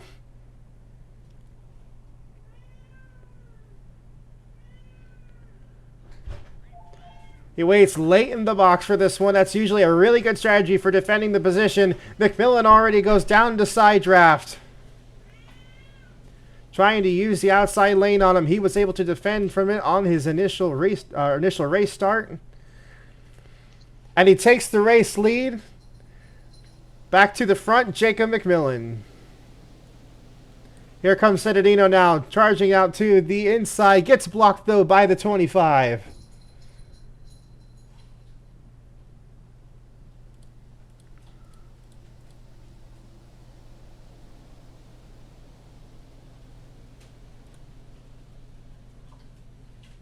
We stay clean on this restart.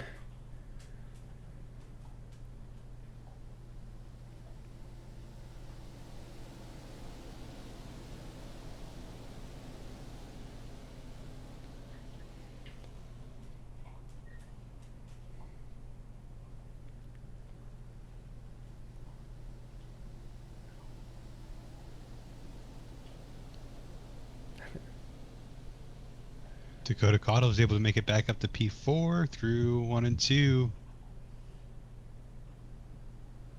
Still side by side for multiple lanes back. We're going to go on board with the Brad Hughes machine.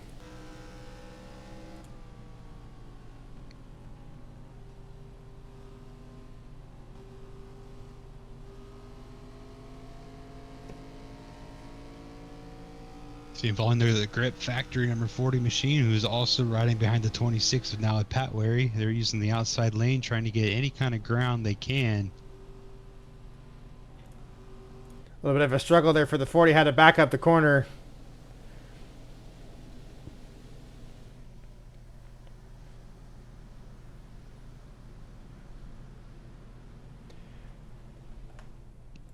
We got a Not car quite around, that. stopped on the back straightaway. Ryan DeLusso has brought his car to rest there on the inside. This will be a caution.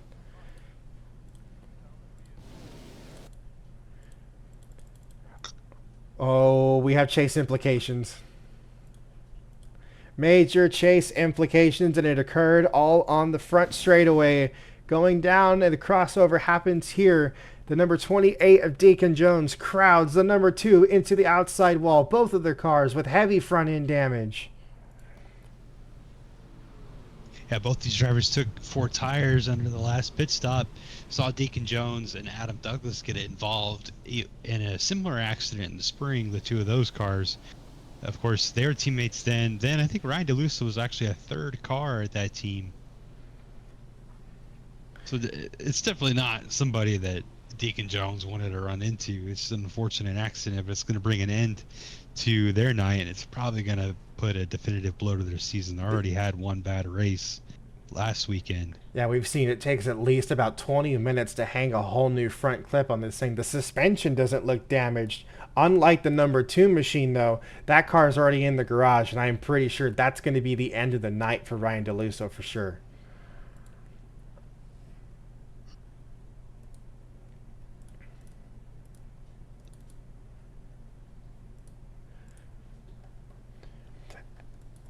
And because of this pit cycle as well, we are seeing a massive swarm of cars come down onto pit road. Everybody is bringing it down.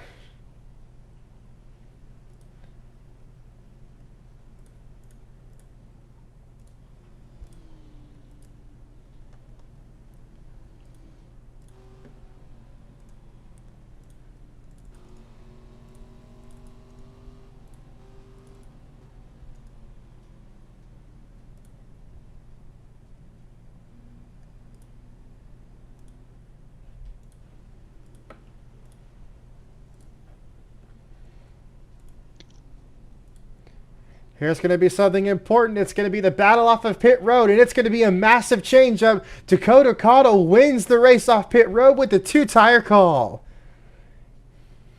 That's big for that 5 car. They know that they have speed. It's just going to be a matter of what kind of speed are they going to have relative to the cars they got for. Here, it seemed like tire wear wasn't that much of a actual factor during the first half of the race. Here's something that's going to be important now, though. Cittadino and Weisbecker also only took 2 tires, and this is where it gets fun. Justin Franklin, Nick Fountain, Jacob McMillan, Brad Hughes, and Aaron Douglas, Brandon Crasta, Greg Graziano, and Caitlin Muir all up here now. All took 4 tires on that pit cycle as well. Huge call for the Arthur Xavier camp. Now up 34 spots since the race started. It was a splash and go call here on pit road. They're going to hope that track position is what makes it. They just got a wave round. They were a lap down on the halfway break, and now they're in the 8th position. Huge strategy at play. We've had 2 cautions. First one was the halfway break. Then we had an incident on the front stretch with Deacon Jones and Ryan DeLusso. What happened to Austin Yoakum? Where is Austin Yoakum? Down in the 22nd position. It was a huge pit stop. They could not get a wheel secured on the number 4 car. A 20-second pit stop drops him down to the 24th position. That's massively bad for Austin Yoakum. All of his chase rivals are going to be ahead of him on this restart. They're going to have a work cut out for him. But remember, they did win this. Well, not win the race. They finished second this race from 21st. And they pull and won the race before that. So this is a track he's really good at driving-wise. We'll see if he can battle back through the pack as we go back to racing. It'll be lap 67 out of 110. It is up to Dakota Cottle when we go back racing here at Nashville for the Tootsie's Night Race. Another late jump using the same strategy that the number 25 used before. This time now, Cittadino to the outside. Can he get the race lead like the number 12 did? Not going to be enough coming straight out of the corner, but will he get the run down the back straightaway? Nick Fountain charges into the 4th spot, right behind his teammate, Supreme Motorsports. Both cars up here.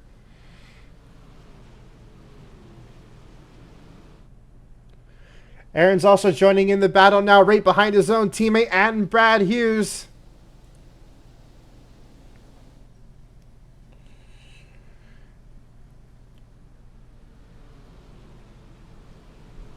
Citadino still trying to use the outside. Now down the back straightaway. He gets the Team Motorsports car ahead of him. New race leader.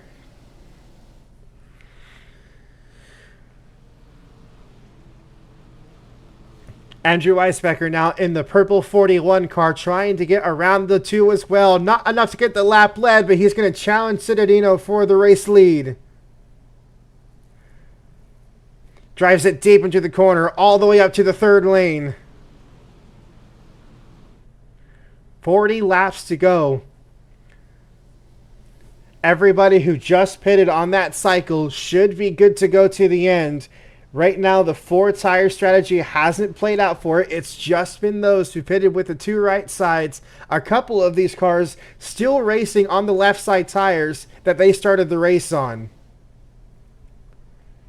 Getting confirmation from the Chronic Understeer Motorsports team, the car is not fixable before the end of the race. They are packing it up for the night. Andrew Weisbecker might have the run of his life down the back straightaway to see if he can get alongside the 5. Dakota Cotto chose to block the 39 car. Looks like those two might actually be working together down the front straightaway. Teammates working with each other. Supreme Motorsports, who had a disappointing week last week, just for the generosity of this year, though, they have been on an absolute charge. And Nick Fountain showing that tonight. The 2 cars combined have gained 28 positions through the field and make it 29 with Nick Fountain now on the outside of Dakota Cottle.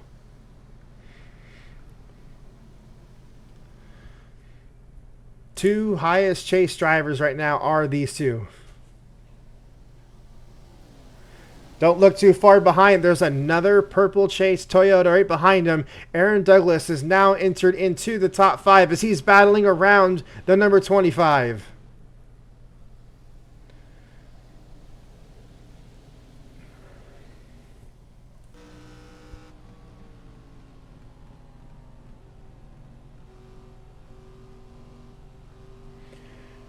Despite being the highest driver in the entire field without a win, I'm sure they'd love to bring that car home to victory lane. Big checkup behind from the Reckless Racing drivers. Langelier almost loses it in front of his teammate.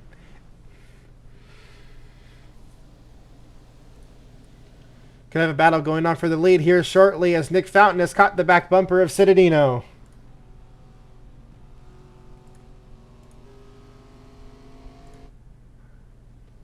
New race leader, chase driver Nick Fountain takes the lead with Supreme Motorsports.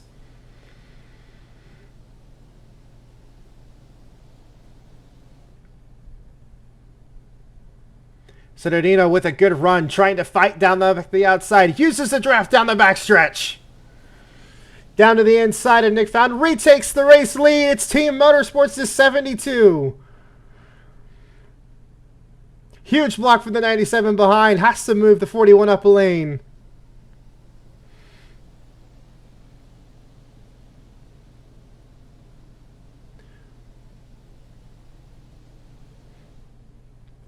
Cotto now trying to retake the second place position back from Nick Fountain.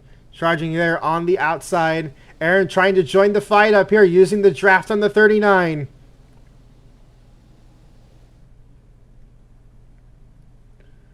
Cotto gets loose, gets tight, has to move up a lane. That's going to stall his car out. Aaron's going to use the advantage, not lifting.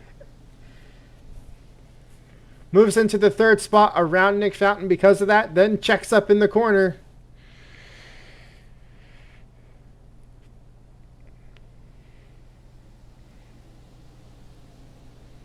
Nick Millen's come back out of nowhere here.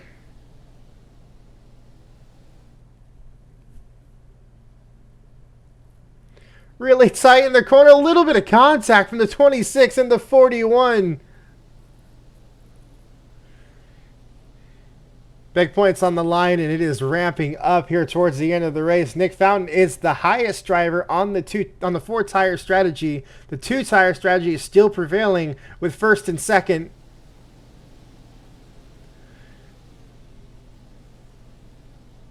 Aaron regained the ground after getting tight in the middle of 1 and 2 a few laps ago. Now sits behind the number 39 machine as he's battling with Cottle for second.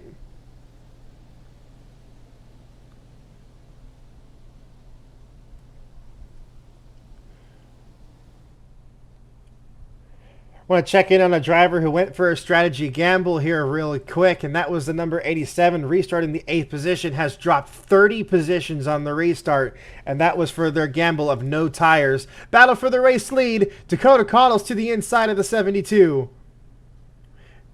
And new race leader from DK Motorsports. 4-car battle for the top spot. Nick Fountain is here with Aaron on the outside. 72 re-pushes for the lead. Here comes Jay Langelier and the other car from Reckless Racing to battle for it as well.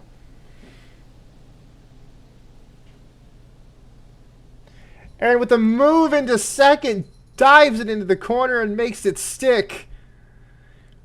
Loses a lot of momentum. He drove it way too deep into the corner.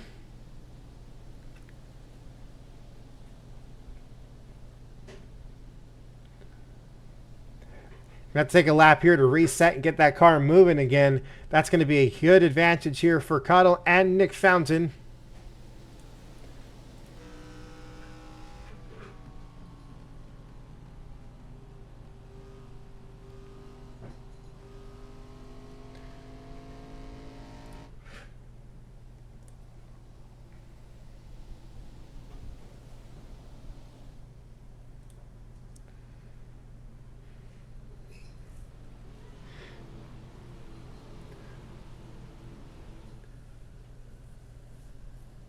Save the 26 also joining here. How about this? Brad Hughes now up 13 spots. Has moved inside this battle. He's down the top 5 with the Tom Brad development Ford. Now trying to get to the inside of Nick Fountain.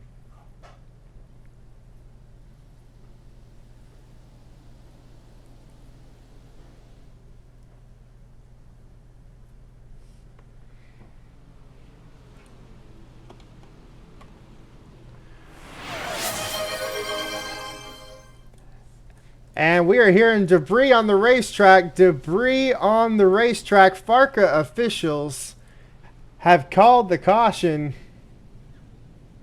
There is still residual debris being called from the drivers, that there is pieces from the front clip of the number 28 that has moved down onto the racing line. So caution is out on the speedway for the 3rd time tonight, halfway to tying what we had at the spring race. At the time of the caution, John Cittadino is your race leader, followed by Dakota Cottle, Nick Fountain, Noah Patwary, and Brad Hughes for your top 5. This is where it could get interesting for strategy because tire wear is 100% still in play. Cars that pit now could very well have an opportunity at the end of the run. Who will come down? Who will stay out?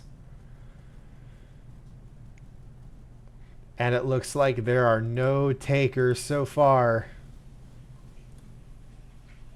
I'm a bit surprised.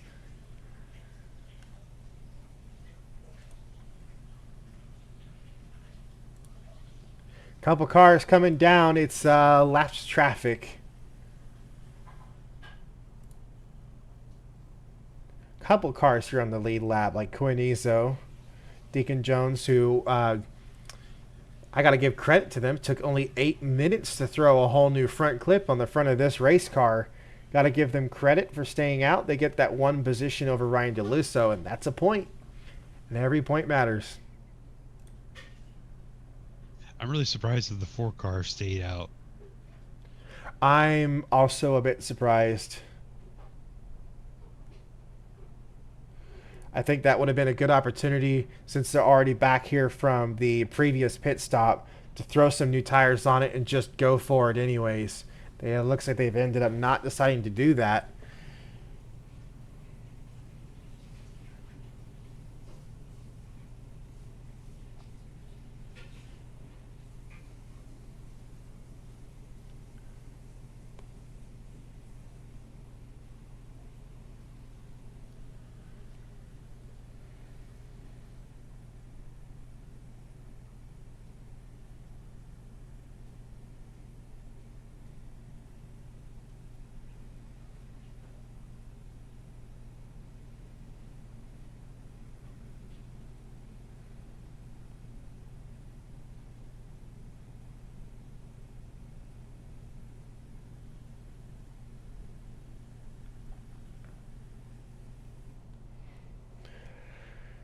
All right, we're going to restart with 24 laps to go. Getting inside the final portion of the race, no more wave rounds will be given. Seeing some crazy restarts here. This might be a chance, though, for the 4-tire pit stop cars to really get a chance at a good restart, because the ones on the older ones are not going to fire off as well, especially those that haven't pitted yet this race for left side tires, like Dakota Cottle. But he has done a great job with that race car so far tonight, and there's a lot of chase drivers that have moved inside the top 10, so we'll see just how well this goes. Keep an eye on those purple cars on the outside lanes. Both of those drivers have been fantastic on restarts. And we're starting to see some late race speed come out of the number 7 car as well. Pace car's down. It's up to John Cittadino to take us back to the green flag. Everyone's been doing it very late in the box. And we're going to see that again. Cittadino leads us away. 24 laps left for the Tootsie's night race at Nashville Superspeedway.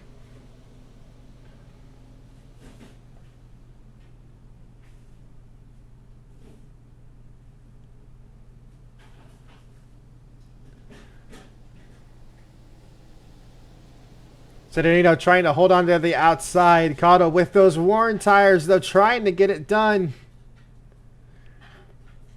Outside lane struggled. Announcers cursed after saying they've been so good.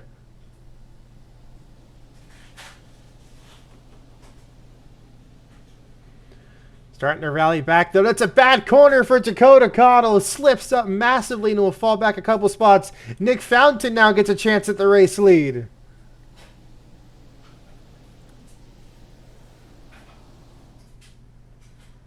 Down at the bottom of the racetrack, it's a 4-tire car taking the race lead for the first time. Brad Hughes moves into the 3rd spot.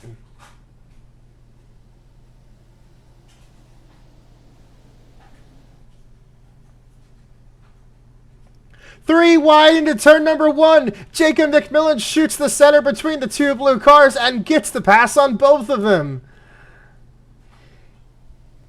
Huge move for McMillan out of Western Auto Racing. Former race leader. Now goes for the 2nd spot. A huge charge coming out of the WAR Toyota.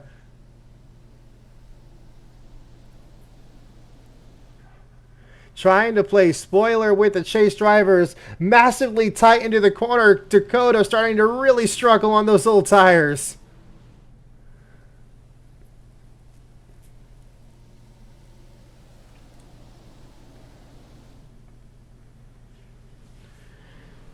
McMillan getting close to the 39 car, peeking on the inside, showing him he's here in the mirror. Goes to the inside, down the front straightaway. Battle for the lead, and it's between these two again.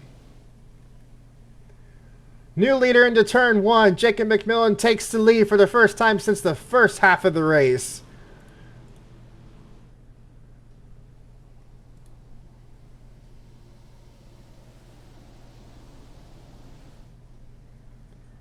Last year's champion trying to make his name known in this one as well. Missed the chase this year. No chance to defend his championship. But he's battling with the number 39 who is involved. Fastest car on track last time by, Andrew Weisbecker.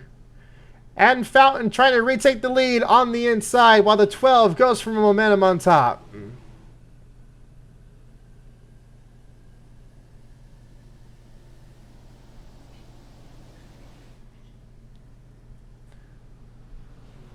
They stay battling. This time, advantage Nick Fountain. You can see the rubber flying off his race car as the race is going on. These tires are coming off like glue, just shredding on the concrete. Noah and Pat were on board with him as we see these two battle.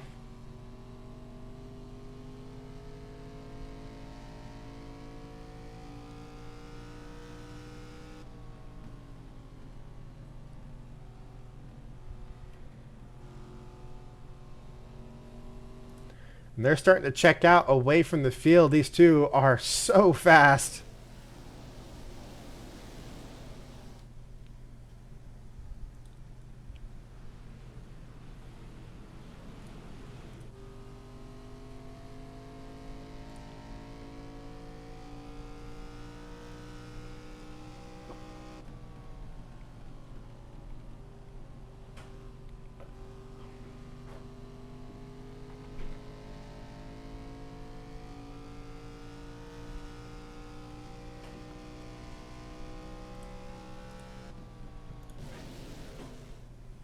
Huge group of cars behind the number 97, behind all of these race leaders up front.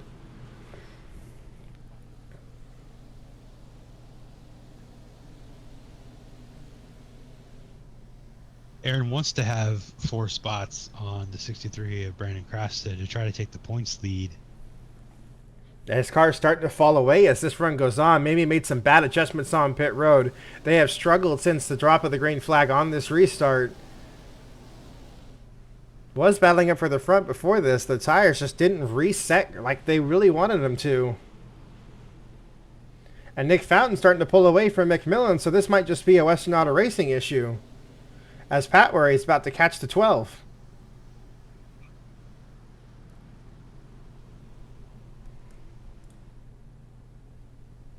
And he has. He's right behind him now.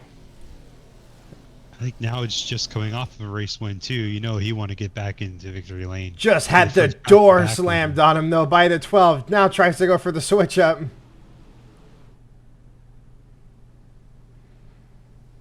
This 26 car might be getting pretty strong here late. Can you believe that these two are catching the 39 while they're battling?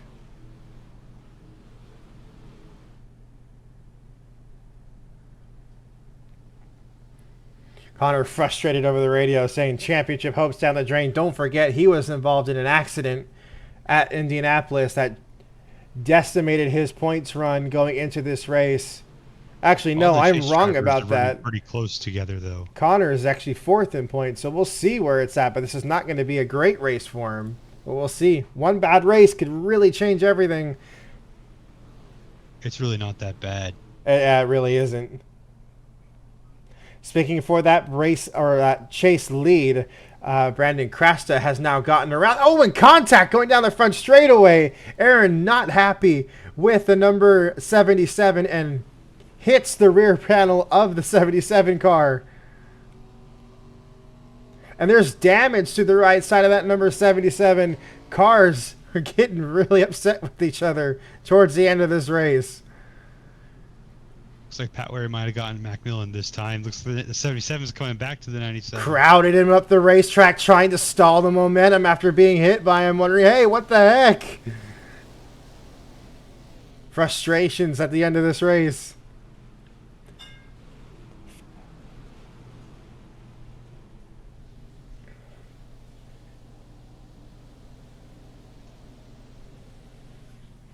Don't forget, if anything happens before the end of this race, this is a scheduled distance only. No overtime here.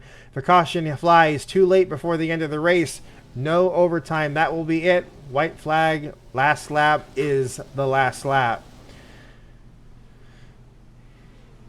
Aaron trying to fight back now to the inside of Brandon Crasta. This could be for the points lead.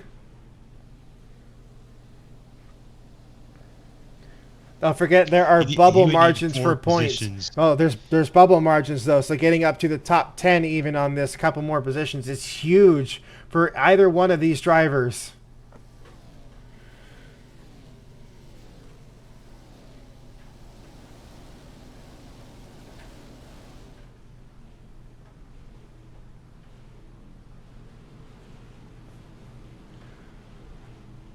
Now at Patwary did get around the 12, and he is trying to do his best to run down the number 39 of Nick Fountain. But man, that's going to be a long way to go. He's going to need about a tenth a second every single lap to catch this number 39, and at this rate, that is just not going to happen.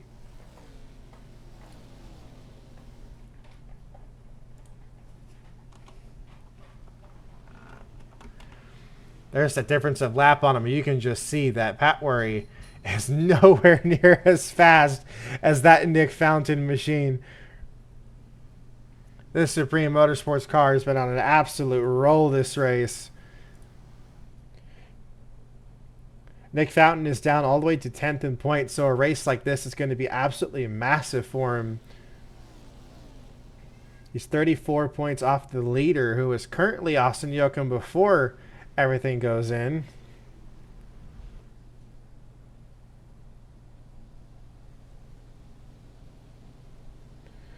And if he does win tonight in the next 7 laps, this will be win number 2. And it'll be the first repeat Toyota driver We've had one from the Chevrolet, and the rest have been from Fords. And he continues to extend his lead over Noed Patway, who might even fall to McMillan here before this race is over. Got to hand it to a driver up here as well. 27 positions gained. Greg Graziano, he's been quietly up here running a tear in the number 27.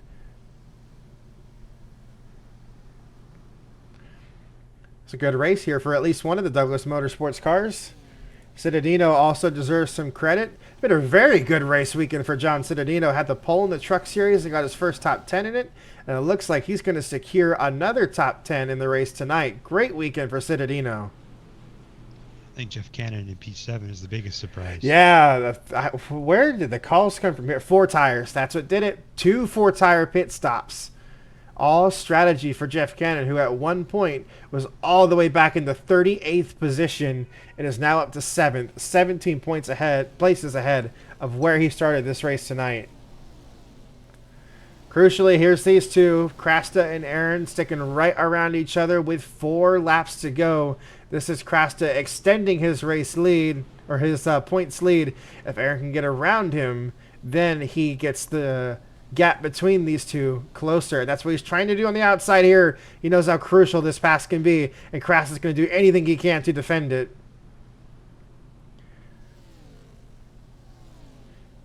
One of the most infamous things that's ever happened to Brandon Krasta happened at Rockingham all the way back, and I believe, what was it, the 2019 season? 2018 season? Blew an engine while leading. And that ended up being the end of his championship run. He never recovered from it quite since then. It's been very up and down with the PCN team. Second year of being a 2-car operation. And Aaron's going to use the car as a pick to get around him and put a point between him. Passes the number 63 with the fellow Toyota of Justin Franklin.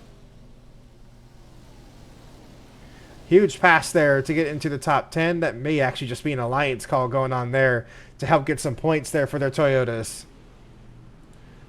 Trying to get around the other Supreme Motorsports car as well. Couple laps to go in the race, and it's been domination by Nick Fountain. Another crucial pass here to the 97. If he can get around the number 41 before the checkered flag, that could mean... And Krast is falling back! Krast is losing it towards the end of the race. This could be Aaron leading the points.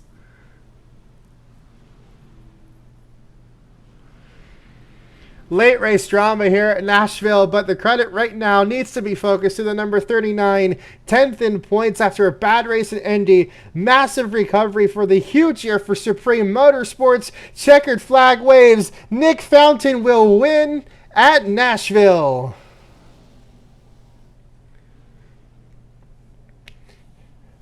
Win number 2 of the season for the number 39 camp and for his teammate as well.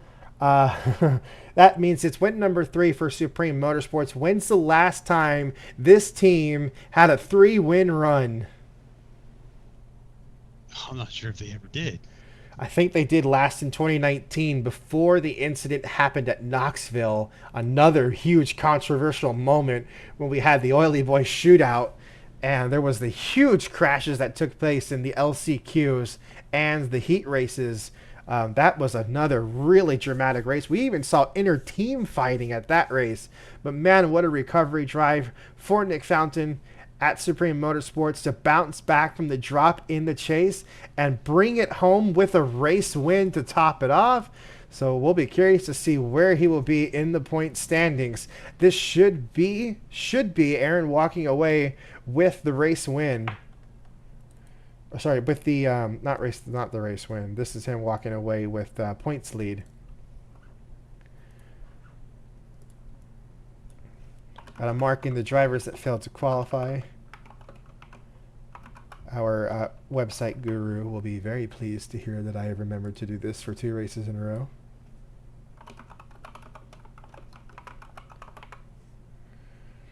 I hope he's watching because he's had a couple of his cars do really well this weekend. Where are you, Ernesto? All right. Le schedule.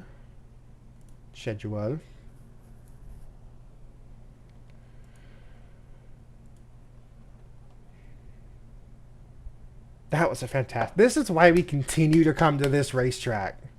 This place is awesome. 3 fantastic races in a row at Nashville.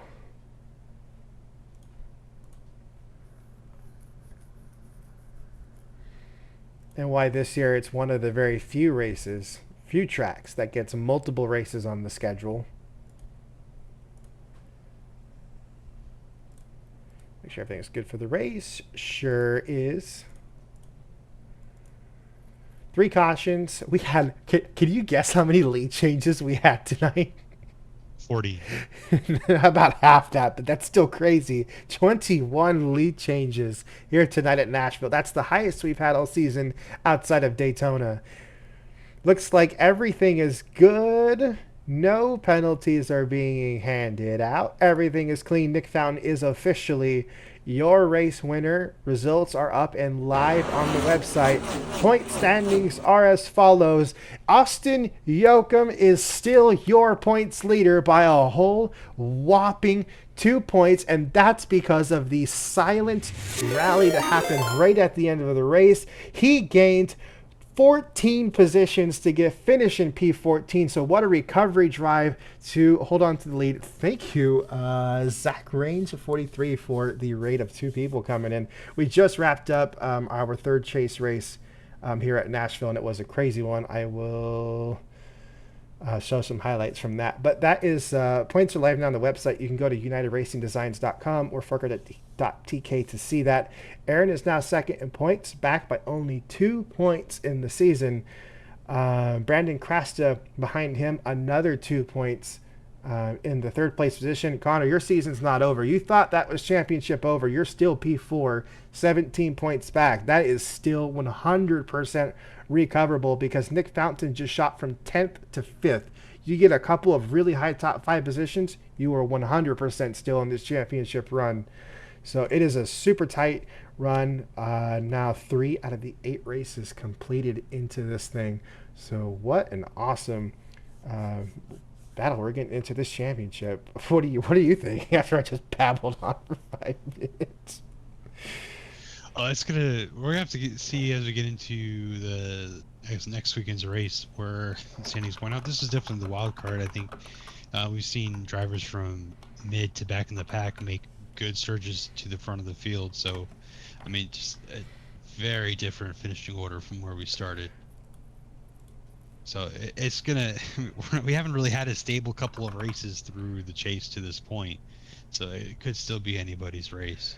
Here's going to be one of the crucial parts that happened, and here it is heading down and into turns number 1. We saw these two battling all race long, and it was the move down and into the inside because we saw the 12 try and hold on to it here, and that is where Nick Fountain took the lead from the number 12 to end up leading this thing. He held on to it for a solid 15 laps over the very fast Jacob McMillan, trying to go for his first win of the season. So Nick Fountain secures win number 2, jumps to 5th in the standings as we are into, again, race number 3 of the chase. So this is the race that we just finished up for those of you that just joined in. Next weekend, because we won't be streaming this weekend, we'll be busy, but the weekend following that, we have another night race event showcase. We'll be at Chicagoland with all 3 series. Friday we'll have you are planning on doing Friday for Chicago? Yes. Cool. So same time on Friday. That is an online race. If you are interested in that, unitedracingdesigns.com/join us. And then it'll be 2 offline races. They will have the trucks on the big track for the first time this season, and then this race will be there as well for the halfway point of the chase before we have Dover, Talladega, Charlotte, and our finale at Texas Motor Speedway. So that was definitely a fun one. Thank you guys for watching. That was a longer stream because we did 2 in 1 because myself will be busy this weekend, and we'll see you the following weekend for Chicago.